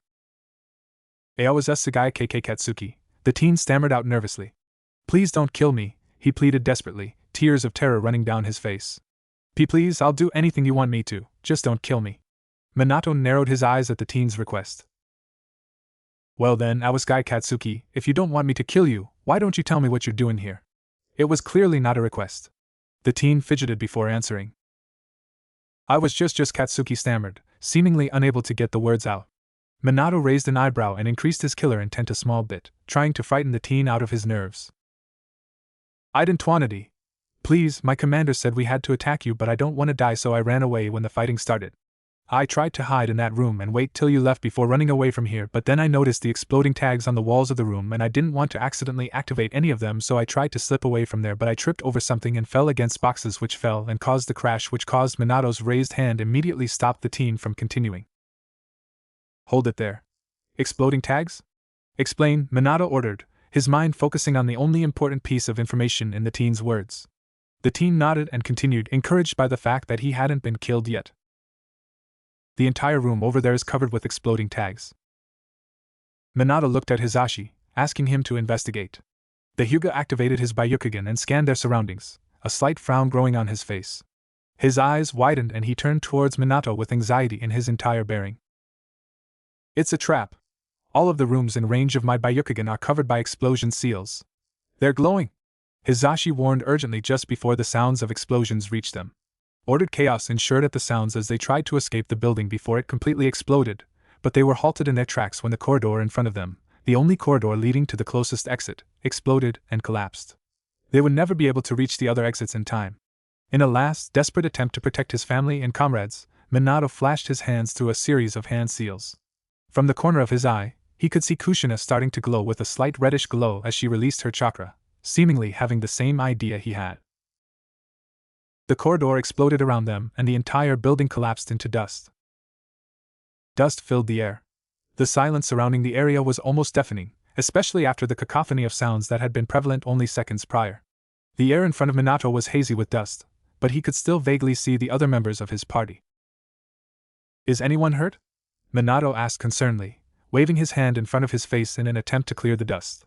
The other members of the party all affirmed their well-being one by one, except for Kushina, who was busy swearing loudly. Kushina? You okay? Minato asked, his voice heavy with concern. He heard her take a deep breath before she started coughing, probably due to the dusty air. Kushina. Stay there. Just stay there. I'm fine, well, except for my leg, but Kushina's words caused Minato to move to her side and interrupting her. Your leg? You hurt it? Where? Minato asked worriedly, causing Kushina to sigh dejectedly. It's fine, Minato. A rock bounced against it, but it's almost healed anyway. I'm fine, really, she reassured him. Instead of worrying about me, can't you rather do something to clear the air a bit? The dust makes it a bit difficult to breathe, she requested. Minato blinked at her request before flashing his hands through the hand seals of a mild futon jutsu, blowing the dust away and causing his vision to clear. Kushina was sitting on the ground, her left hand pressing against her left leg, stemming the flow of blood that was seeping sluggishly through her fingers. Minato could see the wound steaming through her fingers as the Kyuubi's chakra steadily healed the wound. The chains that were characteristic of Kushina's chakra exited from her body, spanning upwards. Minato blinked in surprise at the sight and followed the path of the chains upwards, his eyes meeting the impressive lattice of chains crisscrossing over their heads that made up the dome they were standing beneath. He glanced around him, looking at the other members of his party who were all in various stages of standing up. Naruto was still unconscious, but didn't appear to be hurt, causing Minato to sigh in relief. His eyes fell on Yamauchi and the strange teen Awaskaya they had found in the corridor. Both were unconscious, the teen apparently hit in the head by one of the numerous rocks that had fell during the explosion. Minato nodded in satisfaction. No one important had gotten injured too badly. Right. Let's get out of here, he stated and turned his attention back to Kushina. The wound on her leg was no longer bleeding, being scabbed over, but it still looked rather painful. He started gesturing at Tsunade, but Kushina stopped him. Don't, let's just get out of here. If it still hurts by the time we get home I will ask her to look at it, but right now I just want to go home, she told him. Minato lifted an eyebrow at her request. It won't take her that long to heal it, he told her. If she heals it now it won't impede you on the way home. Kushina glared at him at his statement. But it will cause us to take longer to leave this godforsaken place, she argued, her tone angry. Minato fixed her with a flat stare at her argument. It's taking us longer to argue right now than it will take her to heal the wound, he pointed out. Just let her heal it. Kushina glared at him at his statement, trying to get him to back down, but he held firm. After a couple of seconds, Kushina closed her eyes and sighed, acquiescing to his wishes. Fine, if it'll make you happy, she stated. Minato gave her a tight smile before gesturing Tsunade over towards them. She approached them and crouched beside the injured redhead, focusing her chakra and directing the healing energy into the wound. The innate healing factor the Kyuubi provided Kushina was sped up with the additional chakra, closing the wound completely.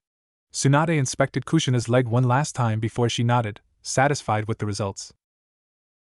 There you go. Now let's get out of here, Tsunade stated and stood up, reaching out her hand to help Kushina get up.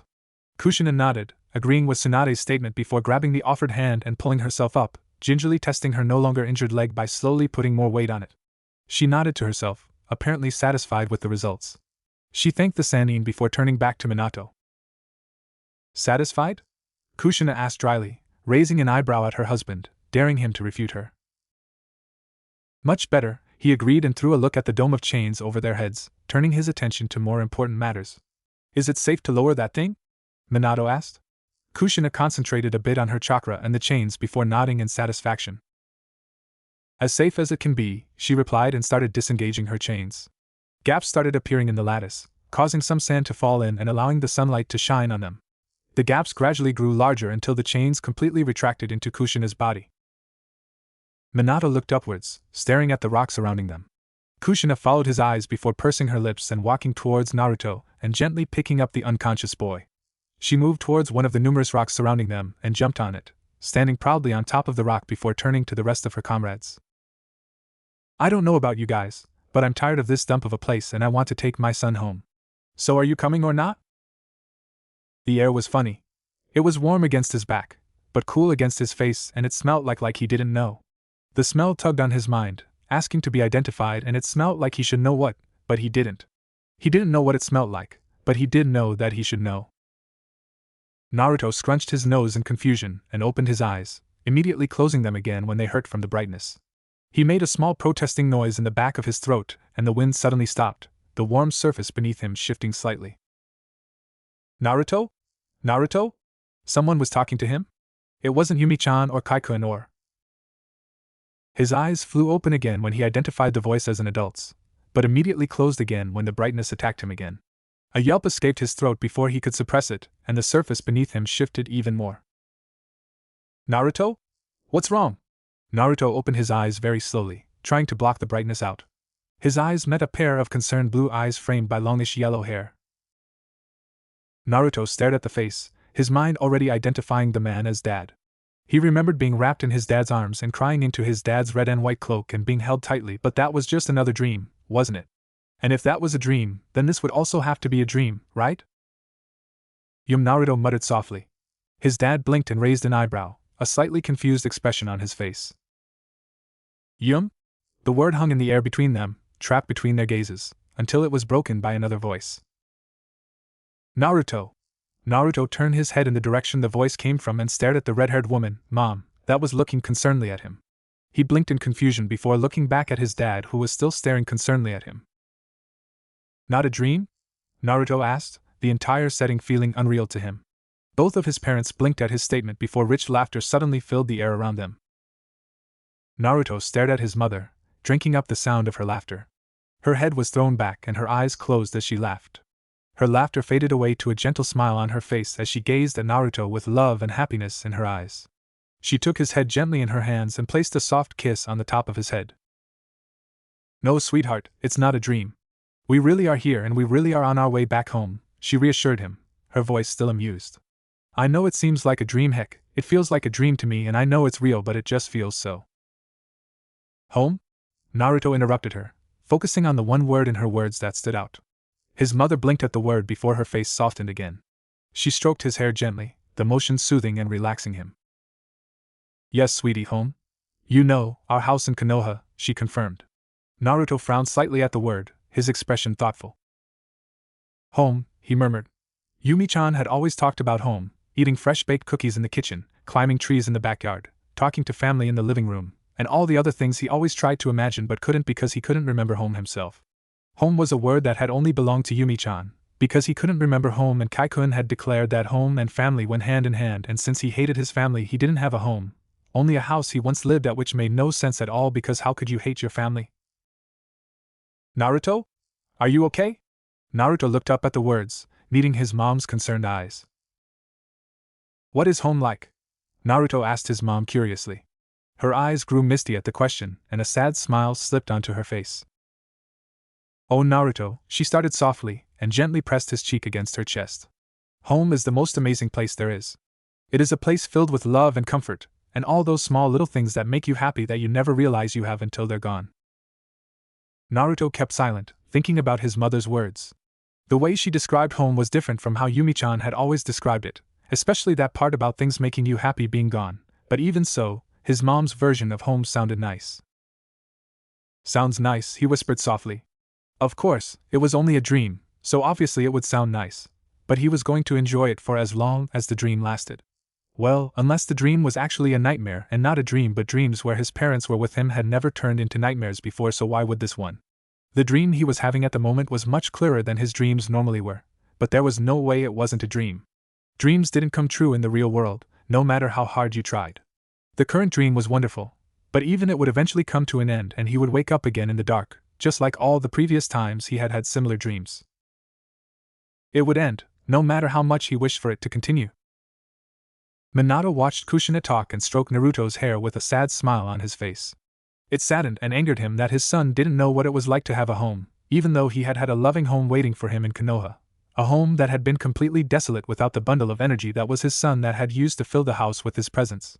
It had broken his heart when he heard Kushina assuring the boy that no, it wasn't a dream, and yes, it was real, they were really there. How many times must Naruto have dreamt about them, waking up to darkness and loneliness, and the knowledge that they were not there? How many times must his son have reached out to phantoms in exactly the same way he had reached out to him when he finally found the boy? It wasn't fair. No child should have been exposed to those kinds of experiences, much less his son. His child was supposed to grow up in happiness and love, surrounded by people who loved and cherished him, not surrounded by darkness and whatever else happened in that dark, dank prison. Children were supposed to be kept ignorant of the world's cruelty for as long as possible, and yet, Naruto and the rest of the children in that place had had their innocence ripped away from them far too early in life. The weight in his arms grew heavier as Naruto gradually relaxed, falling asleep with his head on Kushina's chest.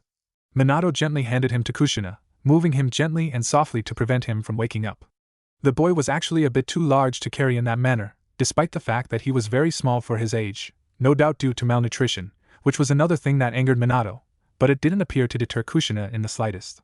She smiled lovingly at the sleeping boy before shifting him to a more comfortable position, channeling chakra to her arms in order to support his weight. The party set off again the moment Kushina signaled her readiness. They had separated from the team from Amigekyo at the border a couple of hours earlier, where the AIM team had immediately set off towards AIM, intent on solving the new problems that had arisen from the entire mission, along with the ANBU team that had accompanied them. Minato had offered the services of Bear and his team to sort out the mess they left Amigekyo with, including, but not limited to, the care of the few other children they had managed to rescue before the building had collapsed as a show of gratitude to their assistance. All that was left for Minato and his team to do was to return to Konoha with the objective of their mission, the boy sleeping peacefully in his mother's arms. As Hokage, he was going to be very busy the following couple of months, interrogating Yamauchi and investigating any possible traitors in the village, which was something he didn't look forward to not even mention the paperwork it would involve, but he was also going to busy being a father. For the first time in 5 years, he was finally going to be able to be with his son. More than ever, his son needed him, and he would not allow anything to stand in his way of being the father his child needed. Sure, there were going to be difficulties, but they were finally going to be able to sort it out, as a family. Together. It is the same quiet, the same corridor, the same uneasy feeling of wrongness. It is the same feeling of reasonless fear and anxiousness that surrounds him, threatening to engulf him completely as he follows the same preordained path down the long, endless corridor, opening and closing the constant, never-ending supply of mahogany doors. It is the same, but different. Something he can't quite pinpoint what, but it's there is different, deviating from the pattern that never changes. So what is different? It is still the same doors, the same feelings, the same sights. It is still the same meaningless wandering towards that last, final door he knows he's en route to.